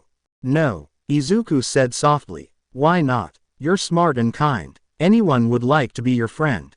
Shota said. They don't like Chi-Chi. Chi-Chi? Shota asked. This must be the name of the imaginary friend his teacher said. Yeah, Izuku said as the once pouting face instantly morphed into a bright smile. He goes away sometimes, but he always comes back. He says to look after me. Is this your quirk? Shota asked. If it was, then Izuku would know better than anyone, right? Nope. Izuku shook his head. But I can't wait until I get mine. I hope it's super cool like All Might's. Ooh. Or like yours. Izuku, when you go back to school, will you do Daddy a big favor? Will you be brave, like a hero, and try to make friends? Shota asked. Izuku looked nervous for a moment before his eyes lit up. I can do that. I'll be brave like you. Good. Bath time. No. Shota pointed and Izuku dramatically walked to the bathroom to get his bath before bed. He'd go in there in a second to help him, but Shota needed a moment to think. Shota had it all planned out. He was going to take time off work and Izuku out of school for a couple days around his birthday. It was then he would sit him down and explain everything. He'd tell him he was adopted and that wouldn't change that Shota was his dad and he loved him. He would tell him his mom died when he was a baby and give him the locket with her picture so he could remember her. He was beginning to wonder if Izuku knew why he didn't have a mom like everyone else. He absolutely wasn't telling Izuku what year he was actually born. He was putting that off until Izuku was much older. He honestly was worried how Izuku was going to take it all. He knew his son was a bright kid, but he was sensitive. He cried a lot of things. The one that broke Shota's heart was telling Izuku they couldn't take the cats home from the cafe they liked no matter how cute and friendly they were. Maybe they'd visit on their little birthday vacation. Something they could do together as father and son. A loud crash echoed out the bathroom. Luckily nothing sounded broken. Uh-oh, Daddy. Shota smiled as he went to see what the damage was. Izuku looked over at the boy sitting by himself looking bored as he drew a picture furiously. Despite getting his quirk not that long ago, he preferred to sit by himself and sparked his hands at anyone who got close. His quirk was going to be so cool one day and Izuku really wanted to talk to him about it. He was going to be brave and make his dad proud of him. He was going to make a friend. If only Chi-Chi was there to give him some encouragement. See, can I sit with you? Izuku asked nervously. No, you weirdo. The boy scoffed. That's not nice. Izuku pouted. Then don't make yourself an easy target, dummy. My daddy says you should always be nice to people. Izuku said. Well, your old man doesn't know anything. He ain't nothing special. I'm going to be a hero and a pencil pusher like him will listen to me. Katsuki Bakugo, future #1 hero. Katsuki shouted as he made tiny sparks with his quirk. Katsuki. No quirk use. The teacher scolded. It was an accident. Katsuki sneered. You know better. While the teacher was turned around, Katsuki glared at the woman's head and then stuck out his tongue. He then tossed the red crayon back on the table and grabbed a yellow one and scribbled. You like All Might too? Izuku asked, seeing that Katsuki was coloring All Might's hair. Yeah, who doesn't? Katsuki answered. I'm going to be an awesome hero, so of course I'm going to know an awesome hero like him. I want to be a hero too. All Might and another hero are my favorites. Especially when. Both boys heard something crash from the hall followed by shouting. They both looked at the clock and saw they were supposed to be picked up for another 20 minutes. No one's parents were supposed to be there yet and the teacher hadn't said anything about someone leaving early. Sir, I'm going to have to ask you to leave. The teacher said nervously as she tried to keep the man out of the classroom. That bitch is keeping him from me. He's my son too, damn it. The fuming parent growled as he pushed his way into the room and scanned the children looking for his son. Damn woman, keeping him from me. Izuku knew some of the words the mean man was saying were bad. He repeated his dad once and got in trouble. He was in the corner for a whole 10 minutes. Dad said he could say them when he got older. Uncle and auntie disagreed. Izuku pretty much knew who everyone's parents were as his dad ran late, usually he was sleeping. He didn't look like anyone he saw before, but out of the corner of his eye he caught a black-haired boy starting to shake. Fear flooded his eyes as color drained from his face. If he remembered correctly, he just moved here from China and his birthday was a day before his. He also just got his quirk that let him sprout scales from his body like a dragon or lizard. Izuku was going to try talking to him too as he wanted to know more about him. Looking at the man, Izuku's eyes widened, seeing a trail of smoke starting to come out of the man's mouth. Daddy said only bad guys use their quirk without permission unless to protect themselves.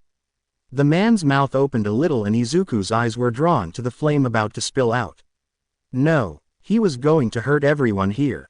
He looked at his classmates and saw the fear in their eyes. Even Katsuki looked scared. The boy was now shaking so hard as his father's eyes made contact with him. There you are, runt. The man started taking several strides and pushed away at the teachers who tried to protect the kids as wisps of fire trailed out. I wanna be a hero when I grow up. Just like All Might. Just like you, Daddy. Izuku steeled himself. He was going to be just like his daddy, his hero. He was going to save people and not be scared of anything. Before he knew, his little feet moved on their own toward the fire-breathing villain. Izuku didn't have any sort of plan when he ran toward the upset father. He just knew he needed to save everyone.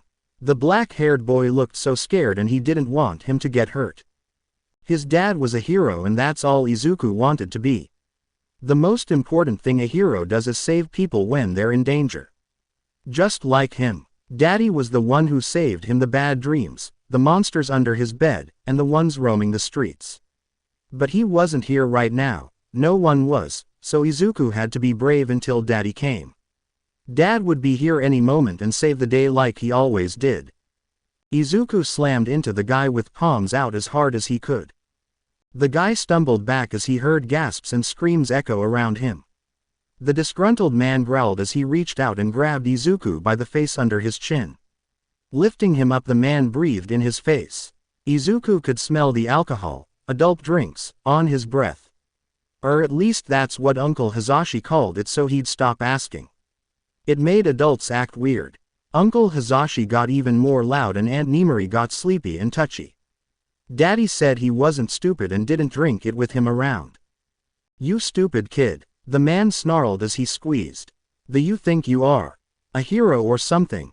I will, Izuku said as he moved his face out of the man's grip enough to bite him. He sank his teeth into the crook of his thumb and index finger as hard as he could. Damn brat, this wasn't even his kid, he realized in a moment of clarity. Using what strength he could muster, he threw Izuku across the room. The small boy hit one of the tables before sliding off, landing on the floor. One of the teachers screamed in fear for the child while the other at the sight of a white cloth whipping through the door ensnaring the man. What the hell, Mr. Aizawa? One of the teachers exclaimed. Katsuki shook in fear as he looked at the scene before him. This guy was so cool how he just came in and tied the guy up with that scarf-looking thing. His eyes were flashing red as his hair was raised. Teacher said he was Mr. Aizawa. But that other kid's name was Midoriya Aizawa, this was his dad. First that bitch and now you. I'm going to burn this place, huh? I can't use my quirk. Because I'm erasing it. As Pro Hero Eraserhead, you're under arrest for unauthorized quirk use, endangerment of minors, and that's probably just to name a few. Shota growled. He was so thankful he was on time, if not early, picking up Izuku. He was coming right from the police station after talking with Tsukauchi, so luckily he was still in his hero costume with his capture weapon. When he got there, the secretary was freaking out that an unauthorized guest entered the building and police hadn't arrived yet. Shota immediately rushed to the classroom and heard crash followed by screaming. From his position behind the man, he was about to use his quirk as he noticed flames leaking out. Quickly pulling the man back, Shota slammed him into the ground, knocked him out, and cuffed him. The guy reeked of intoxication, so Shota added that to the list of charges to tell the cops when they arrived. As he put his cuffs on him, he saw the blood sluggishly leaking from a bite wound on his hand. Shota had a sick feeling about what happened. This man was most likely a child abuser, and the child bit back. He'd be all right for now while he checked on Mr. Aizawa. I'm so sorry. Shota got up off the floor confused as he looked at Izuku's frantic teacher. He got here in time, so it's Izuku. Shota felt drops all over his body.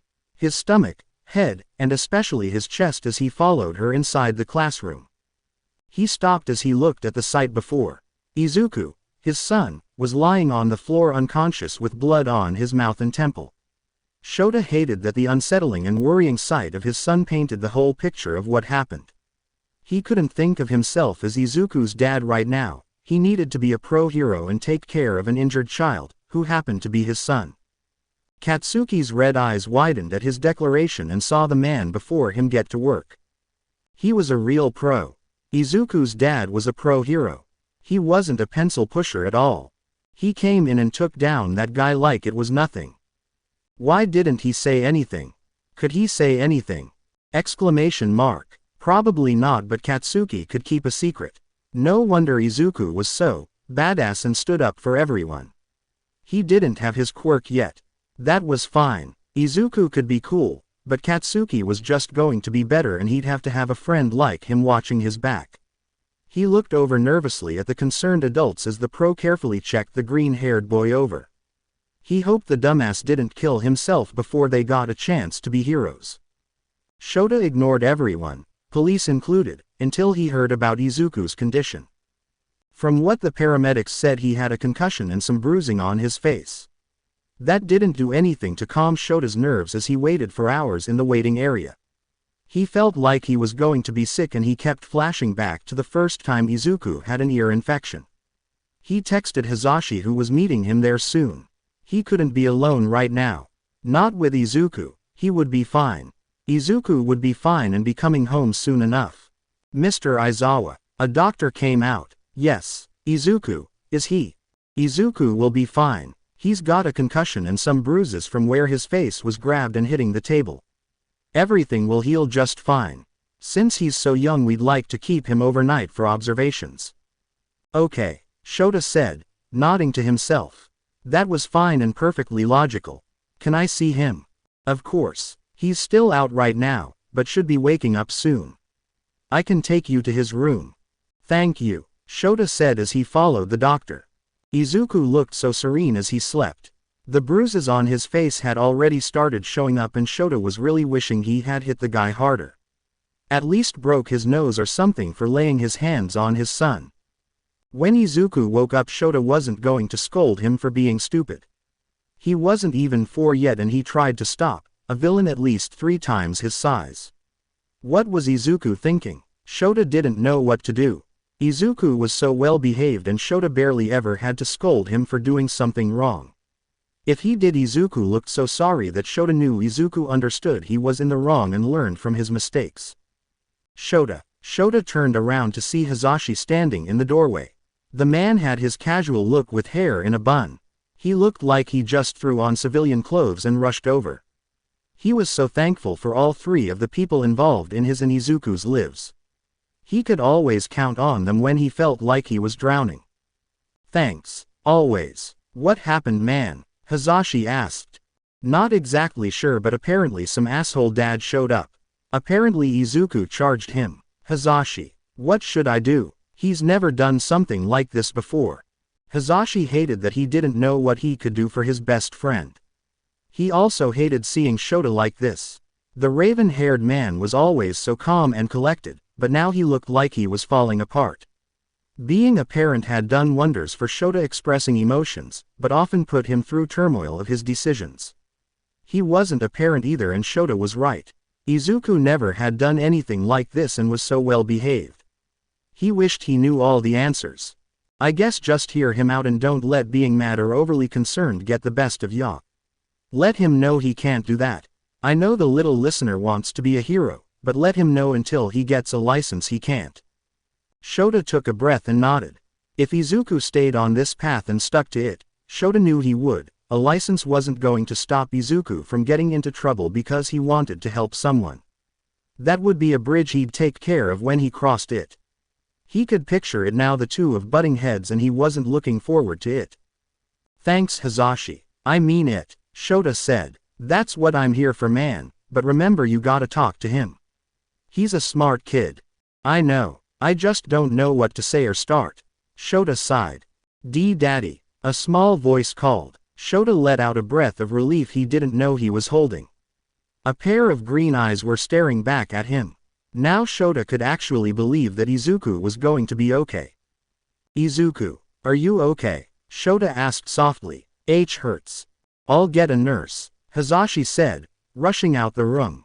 I know, Zu. You're going to be okay. You just got roughed up a bit, Shota explained. Everyone okay? Izuku asked. What? Shota asked. No one got burnt up. Did you save the day in time? Izuku asked. Izuku knew his dad would always save the day and always be there. He told Izuku stories about the people he saved and how seeing them walk away was what made being a hero worth it.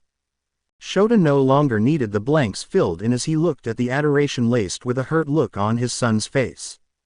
The villain was going to use his quirk if it meant getting to his son. The entire place would have been ignited instantly with everyone inside.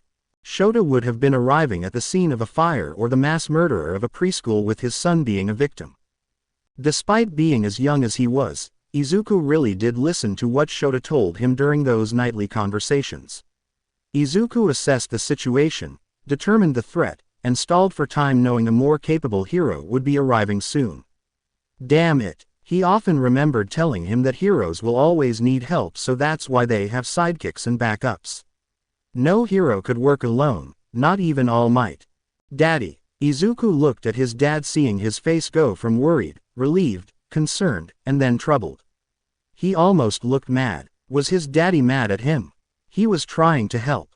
Did daddy realize something? Was he bad? Izuku attempted to ask him, but then a doctor came in asking him a bunch of questions and daddy was swept up to the background with a guilty look on his face. He then looked at his phone and turned to his uncle, but Izuku couldn't hear the conversation they were having. Shit, Shota swore as he pocketed his phone. What's up? Hazashi asked. I have to go to the station tomorrow and give my statement. They have enough on him from Izuku's teachers, but I'm the arresting pro on the scene, so they need to talk to me soon. Can you be here just in case? I'll be as quick as possible. Bro, relax, Hazashi said, putting a hand on his shoulder. I got you. I'll chill with my favorite little listener until you can get here. Shota figured it would take 2, maybe 3 hours at most. He'd go in the morning when Izuku was still sleeping so he wouldn't notice him gone. He would come back, they'd get him discharged, and then they'd head home. Home, where Shota knew was where he and Izuku had to talk. Izuku remembered daddy staying with him all night. A strong hand holding onto his smaller one and not letting go. He mostly slept through the night, especially after some pain medications that made his aches feel better. Every once in a while he'd wake up and see his dad's face conflicted. Sometimes he looked like he was trying not to cry. Izuku hoped he'd be there in the morning so he could tell him he loved him and that it was okay.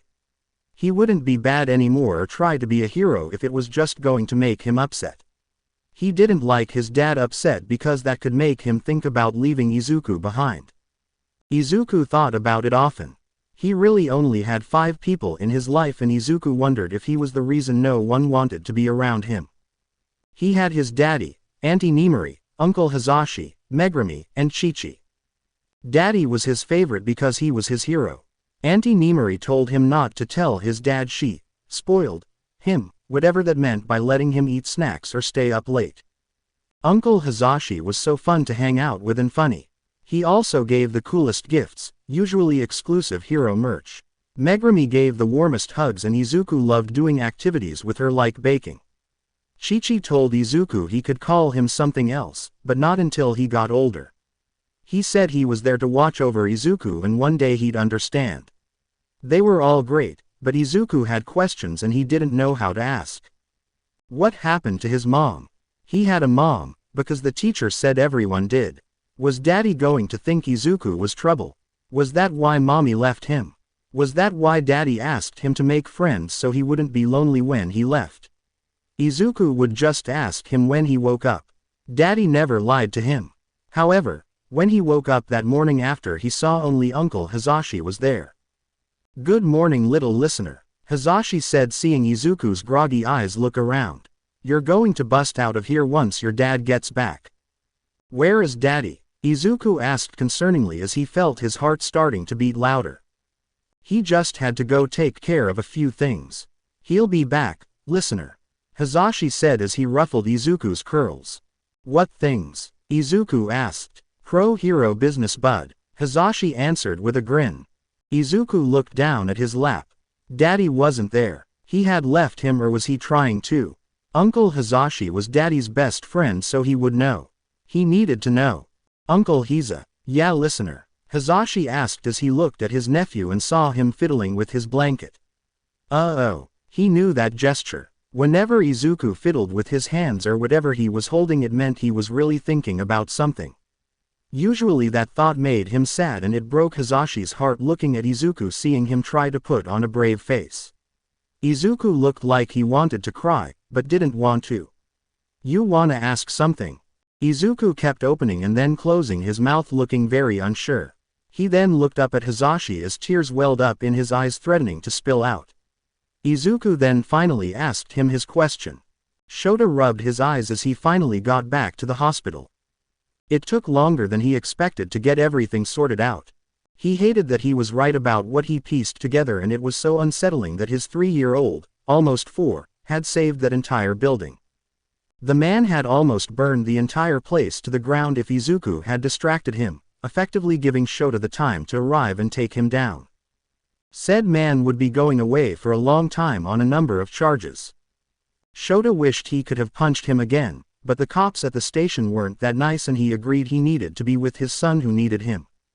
Shota had a plan. They'd grab something to eat, go home, talk, and just be lazy. Shota figured he might put off telling Izuku anything for the moment until things settled down.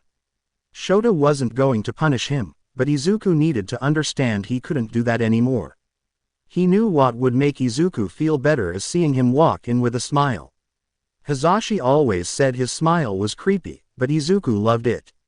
However, as he reached the door he felt his heart sink to depths of bottomless pit when he heard Izuku's scared voice ask. "Does Daddy not love me anymore? Does Daddy not love me anymore? Did I do bad trying to be like him? Does Daddy not want me because I'm not his?" Izuku asked Hizashi as his big green eyes welled with tears that finally poured out. "No, no, no, listener, your daddy loves you so much," Hizashi said, placing a hand on Izuku's arm trying to comfort him. He swallowed hard trying to keep both his quirk and tear ducts in check. If he looked scared then Izuku would freak out even more. But Hizashi was freaked out because how did Izuku know that Shota wasn't his actual dad? No one had ever said anything and were so careful not to before Shota could. But Izuku sobbed, but was cut off by heavy footsteps and arms enveloping him, hugging him tightly. Izuku gasped as he recognized the arms that were holding him. "I love you so much, Izuku. I want you in my life so much. I can't imagine it without you. Don't ever think otherwise. If you ever do, just come to me and I'll tell you every time how much I love you," Shota said as he tried not to cry. How could he let his son, his world, think that he didn't want him?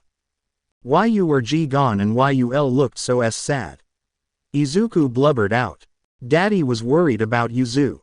I know you want to be a hero, but Daddy can't stand the thought of something bad happening to you. Daddy was scared because he doesn't want to lose you. We'll talk, but just know that I love you so much," Shota said as he hugged Izuku's head and his head. Izuku cried harder as he nodded. His daddy did love him. It put a warm feeling in him that only got worse by the second. His chest felt heavy and hot, almost like he couldn't breathe. He tried to catch his breath, but couldn't. He started wheezing along with coughing and hiccuping. Daddy," Izuku tried to call out to him.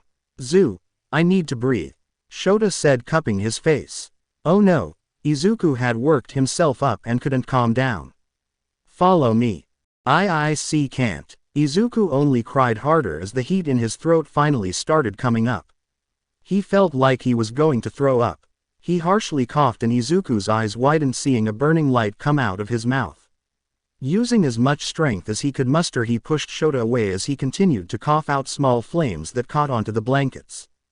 Izuku, Shota cried, seeing his son start to literally spit out flames from his mouth. This was that villain's quirk. How did Izuku have his quirk? Izuku's father was a villain from the past. How was he using his quirk? Shota couldn't understand. Shota then flashed his own quirk, hoping to stop Izuku before the place burned. The flames instantly stopped. Izuku continued to cough like he was trying to get something out of his throat as he looked at Shota for help. Keeping his eyes trained on him, he grabbed his hand. Luckily, Hisashi acted quickly and grabbed some water and put out the small fires that had caught on the blankets, then yelled for a doctor. "You're going to be fine. Breathe, buddy," Shota said. Daddy, I don't wanna hurt you," Izuku sobbed out, muffled under his hands that were covering his mouth. "We're going to give him something to calm him down, okay?" the doctor said after they arrived. Izuku barely noticed his presence as he kept his eyes locked with his dad's and didn't even flinch when the man stuck him with a needle that he oh so hated. Immediately he felt sleepy as he looked at his dad. His face was different from last night. He was concerned, but Izuku could see how much his daddy loved him as he fell asleep. "I figured it might put him out a little bit." "What happened?" the doctor asked before then noticing the burn marks on the bed.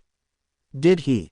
"I think Izuku's quirk came in," Shota said in disbelief. "I'll call up our quirk specialist. She'll be able to determine what kind of quirk we're looking at."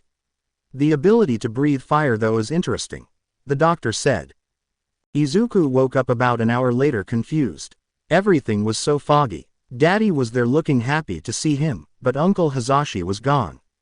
There was a lady in the room he hadn't seen before. "Daddy, I dreamed weird," Izuku said, rubbing his eyes. "My throat feels hot and itchy." Shota smiled. "You're okay now, Izuku. That wasn't a dream. You got your quirk." Izuku remembered the bad man's quirk that let him breathe fire from not his dream. Izuku remembered how he felt like he couldn't breathe and those same flames came out of his own mouth. That couldn't be his quirk though. No, he wasn't like that man at all. He was going to hurt people like a villain. Izuku wanted to be a hero. "No, I don't wanna hurt anyone. People will get burned," Izuku said frantically. "Izuku, it's okay. You won't do that. Can you tell me why?" Izuku sniffed and shook his head. "Because you're going to be a hero one day. No quirk is bad or good. You'll help people, right? So that makes your quirk good." Izuku's eyes widened as he looked at the reassured expression on his face. The smile his dad gave him said it all. "Why yeah," Izuku nodded. "Good. Now, this nice lady here is going to explain your quirk to us." "So I don't just breathe fire?" Izuku asked innocently. "It's not just that," the specialist said with a chuckle. "It appears Izuku has the ability to absorb the quirk factors of other people." "But how?" Shota asked. "Is it touch-based?" She shook her head. "Apparently it's done by DNA. If Izuku ingests or comes in direct contact with someone else's DNA, whether it be saliva, hair, or blood, and he gains the ability to use their quirk as if it were his own. I would also say if Izuku's had an open wound and touched another person's blood, it would work similarly as well. It's hard to say. Blood, Izuku bit the man yesterday who had a fire-breathing quirk. That blood got in Izuku's mouth. Under normal circumstances Izuku wouldn't manifest a quirk like any other kid, because without an outside stimulus Izuku wouldn't be able to use his. It was subtle, almost invisible. He might as well appear quirkless until he came in contact with someone's DNA. Who would know how long that would have taken before it happened? What an interesting quirk that Shota figured he must have gotten from his biological father. It was certainly going to be interesting to control and see how Izuku would use it. Also the fact how Izuku would gain other people's quirks was still daunting. "What's DNA?" Izuku asked. "It's where people's genes are located," the woman said. "Like pants?" Izuku asked confused. Was he like best genist? Shota chucked. "No Zu, she means it's what makes you, you." Like how you look. Like mine says I have black hair and a racer is my quirk. Think like blueprints for a house or code for a video game. Oh okay. Mine says I have green hair. Good job. DNA is found in hair, blood, saliva, and skin. So what she's saying is if you eat that from someone else you get the ability to use their quirk. Shota said.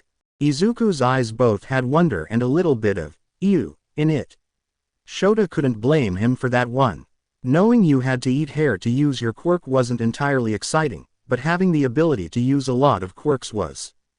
So at the moment, Izuku just has the power of the man who could breathe fire. You'll need to be careful as he takes in new quirks and effects their factors might have on his body. I would recommend staying away from mutant types for now until some testing can be done safely. Understood. Thank you, Izuku. Oh, thank you. You're welcome, she said. Now for the registry I was thinking. But I wanna name it. Please, Izuku exclaimed. Okay, can we get back to you on the name? Shota asked. Of course. Please have it soon so we can get it registered, she said before leaving them the files and exiting the room. So is your quirk cool? Shota asked. Yeah, like you said. I have tools, Izuku said. Exactly, but use that breath in the house and you're dead. Ass as grass, you understand me? Shota said, dead serious. He was pretty sure the apartment didn't come with quirk insurance, especially for little shits who could breathe fire. Izuku grinned. Him playing around with his quirk, never. Thanks for watching him, Megumi. The school called a meeting with parents, Shota said, dropping Izuku off that afternoon. Oh, don't bother. I understand. We'll have fun. How about we make some cookies? Megumi asked. Yeah, Izuku said excitedly. Maybe he could try. Izuku, came Shota's stern voice. Do not make cookies with your quirk. Izuku's eyes widened. How did he know? Shota narrowed his eyes, tempting him to deny it. Izuku pouted. One day he would try to make something with his quirk and his dad wouldn't be able to say anything about it. And if he did it would be too late. We won't. Come on dear. You can help me pick out which ones we should make. Megumi said as she ushered him in as she named off all the different kinds she had. As they worked, Izuku excitedly told her about his quirk.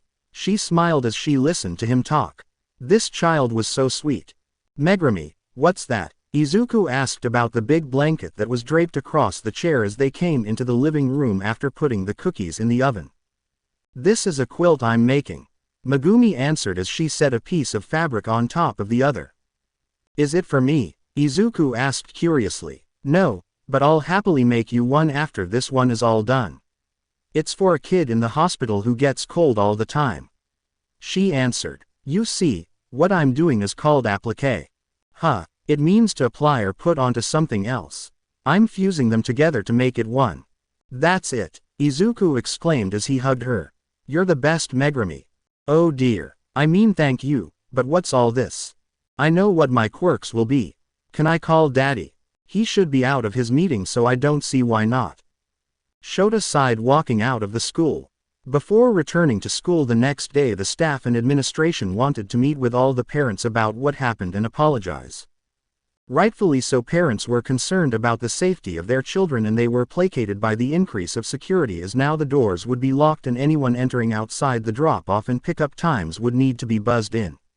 They weren't naive about it and understood if parents wanted to withdraw their kids. Some of them did, including the mother of the boy whose father was the attacker. It wasn't likely Izuku would see him again. Shota was also sure he had a fan club now and he hated it. He had one fan and his name was Izuku, not a PTA group. He never felt so embarrassed and flattered in his life. When he walked in all the parents fawned over him and thanked him for saving their kids. Much to their surprise, they learn his son actually goes there. One blonde woman smacked him on the back thanking him and told him her son never shuts up now that a kid has a pro hero for a dad. She said he was alright in her book and she was grateful for him. Geez, he wonders which brat was hers and how to not let Izuku meet them. It really lifted the school's spirit that Shota told them Izuku would be staying. They were surprised especially after what happened. Shota told them why. The teachers were really attentive toward his son and Izuku loved it there.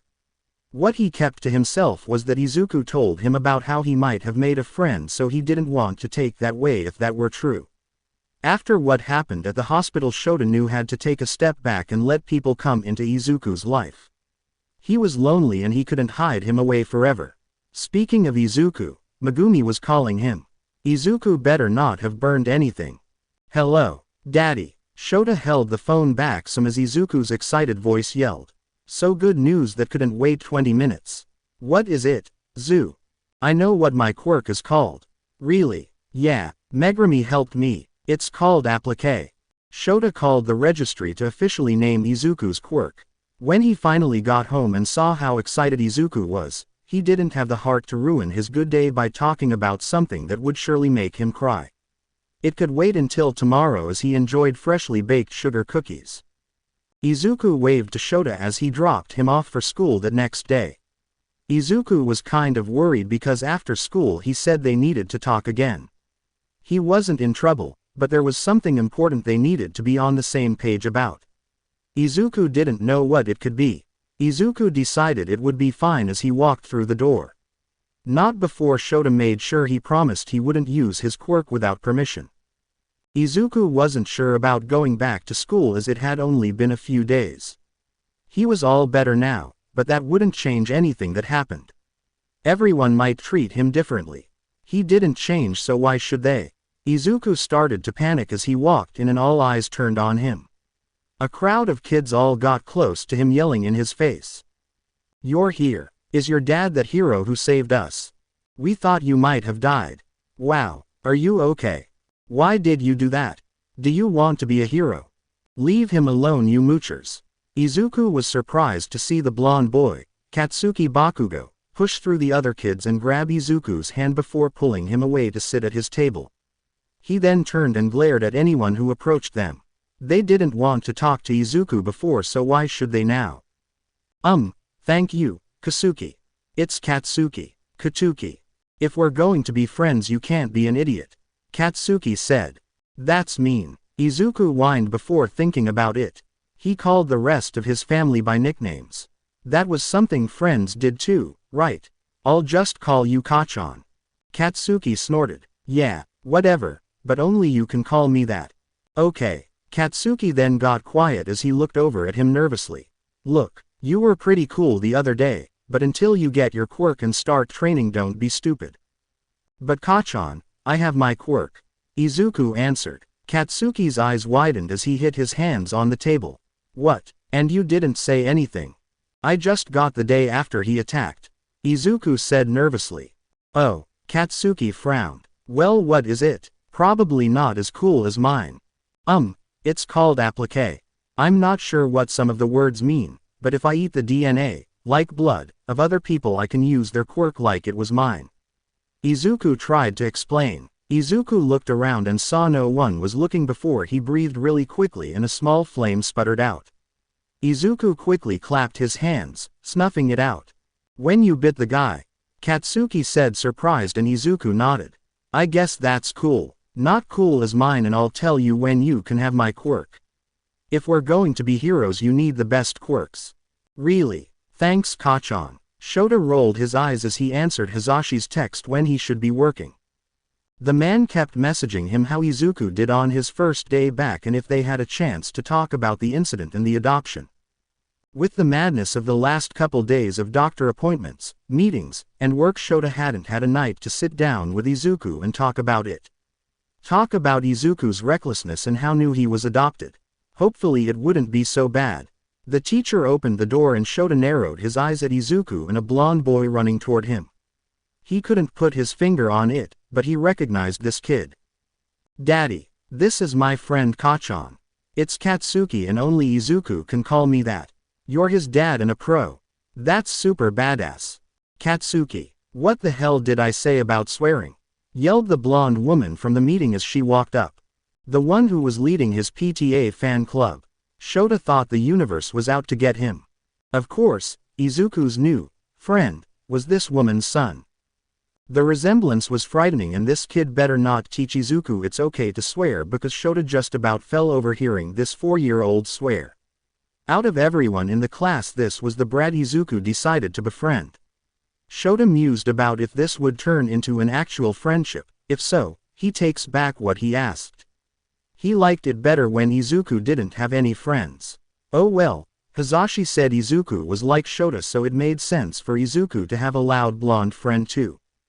Izuku, I promise you're not in trouble, but we need to talk, Shota said as they went to the living room. Shota sat on the couch next to him and patted the seat. Okay, Izuku said, sitting on the couch next to him rather nervously. Just listen for right now. Izuku, I know we covered some of this at the hospital, but you know, while what you did at school was very brave, that was very reckless. You're just a kid and couldn't have been hurt a lot worse. I don't want to see you hurt because I love you so much. I know you want to be a hero, but let's wait to save the day until you're older and start training at a hero school. Shota explained, then motioned for him to talk. I'm sorry, Daddy. I wanted to be like you and I couldn't let him hurt everyone. I know. I love that you were so brave, but all I want is to see you safe for as long as possible. I'm your dad, so that's what I do, Shota answered before he took a breath. Oh boy, Izuku, I have a more serious question. How did you know you were adopted? Adopted? You know that I'm not your real dad, but some papers say I am your dad. We don't share DNA. Oh, Chi-Chi told me, Izuku revealed, but then saw the look on his face and hugged Shota as tight as possible. It's okay. I love you, Daddy. You're my dad and my hero. What Izuku saw as freaking out that Izuku didn't love him was actually Shota freaking out that Izuku's supposed imaginary friend told him he was adopted. Shota summed it up to perhaps Izuku overheard it, perhaps the other day at the school, and that's how he knew. His young mind made it easier to understand if someone else told him. Despite hating the feeling it was over with, Shota was glad it was over with, and Izuku took it rather well. Shota figured now it was the best time to give this back. Izuku, this is yours. It belonged to your mom, but I know she'd want you to have it.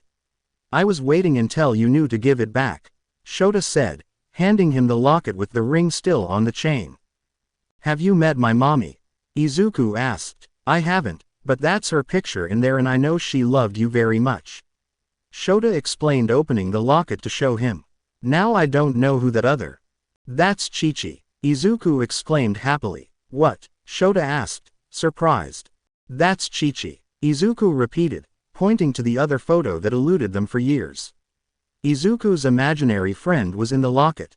Or he said I could call him Uncle Yoichi. He's like Uncle Hazashi, but actually my uncle. When he showed up the first time he explained it. That my birth daddy, his brother, was mean and that you'd protect me. This couldn't be a Quirk, could it, or was the man a ghost, since his uncle would have been born before Izuku was? He certainly would have died already, right? Shota also considered asking him if he knew about that part.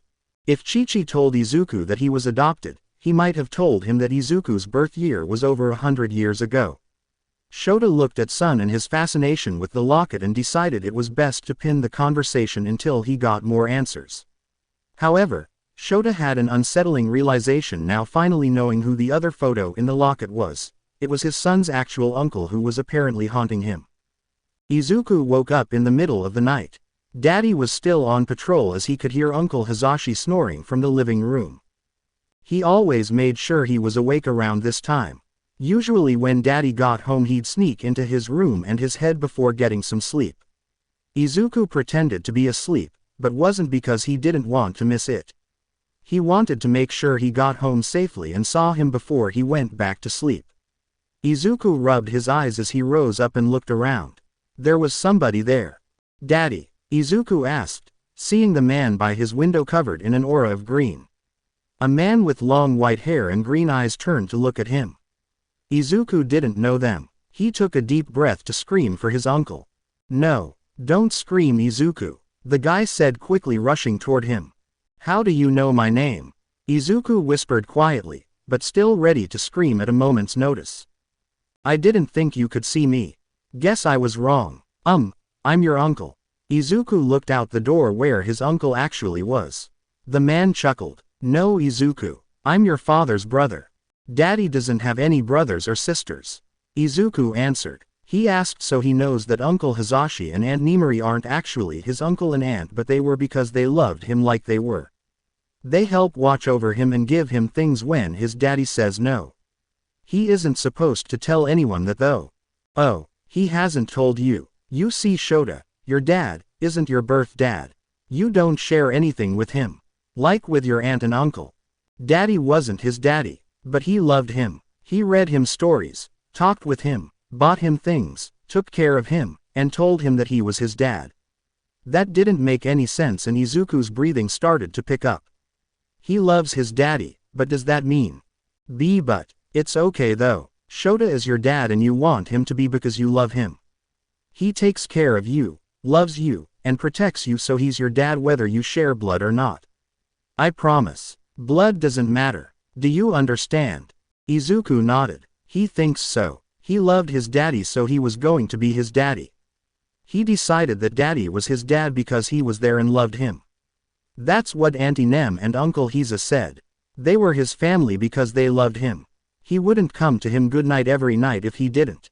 I think so. Oh, don't tell him you know yet. I don't think I was supposed to say anything. Okay, so do you know my real daddy and mommy? Izuku asked.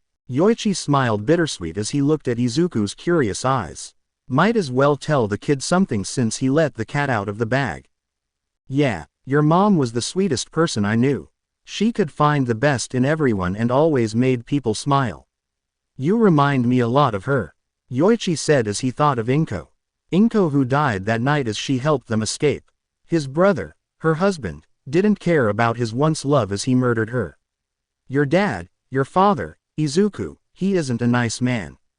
A villain? Izuku asked worriedly as his eyes welled.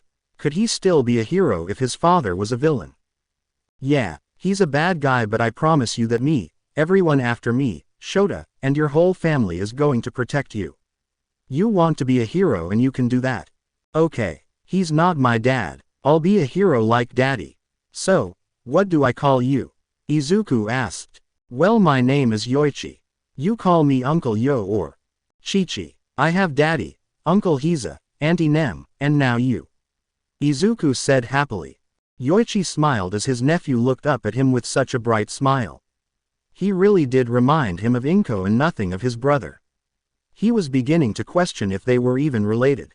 Izuku was her splitting image except for those wild curls and freckles of his. Despite the rough patches between him and his brother, even Yoichi could admit that he made a pretty adorable kid. However, his brother's genetics didn't have much to do with how he acted and could be toward his son. I'm glad, Izuku. I'm so happy to see you here. Huh. Don't worry about it right now. Maybe when you're older. Everyone says that. When I'm older. I'm old enough now. Izuku pouted. I promise you'll understand then. Okay. Okay. Izuku's door opened a bit as Shota poked his head. Izuku, what are you doing up? Izuku's eyes brightened seeing him. He didn't even hear him come in the front door. Daddy, you're home, Izuku said, throwing off his covers and running to Shota, who caught him and picked him up. You did answer my question. Why are you up? Shota asked. Izuku turned around to look at Chichi and the figure lifted his fingers over his lips. It would be their little secret for right now. Izuku nodded before as he hugged Shota around the neck tightly. I was waiting for you because I wanted to see you. You're home now, so everything's okay now. I love you, Izuku said, nuzzling his face in Shota's. Shota smiled and hugged him back. He knew Izuku was awake whenever he got home from patrols. He just never said anything because he figured Izuku just wanted to see him and make sure he made it home safe. This just confirmed it, and Shota couldn't be mad about that. He knew Izuku worried about the day he would be late or get hurt. He wouldn't let that happen. He would always come home to his son. He looked to his son and smiled seeing Izuku had fallen asleep on his shoulder. That was fine. They both needed to get some sleep as Shota took him to his room for the night, leaving a pair of green eyes watching them. Yoichi smiled before disappearing. Have you met my mommy? Izuku asked. I haven't, but that's her picture in there and I know she loved you very much. Shota explained, opening the locket to show him. Now I don't know who that other. That's Chichi, Izuku exclaimed happily. What? Shota asked, surprised. That's Chi-Chi, Izuku repeated, pointing to the other photo that eluded them for years. Izuku's imaginary friend was in the locket. Or he said I could call him Uncle Yoichi. He's like Uncle Hazashi, but actually my uncle. When he showed up the first time he explained it. That my birth daddy, his brother, was mean and that you'd protect me. Shota was trying not to panic in front of Izuku. For years they could only guess who the man was.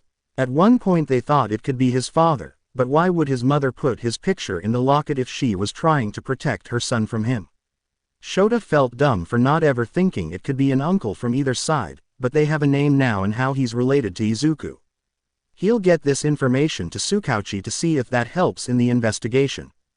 He's right. I will protect you from anything, so will auntie and uncle. Is Uncle Yoichi here now? Izuku looked around the room before he saw Yoichi peek out the bedroom and give the tiniest wave. Izuku lit up like a Christmas tree and waved. Unknown to Izuku, Yoichi heard what his teachers were talking about. Izuku was ostracized because they were talking to each other. He couldn't allow that to happen, so he backed away, only really showing himself to him at home or when he was alone.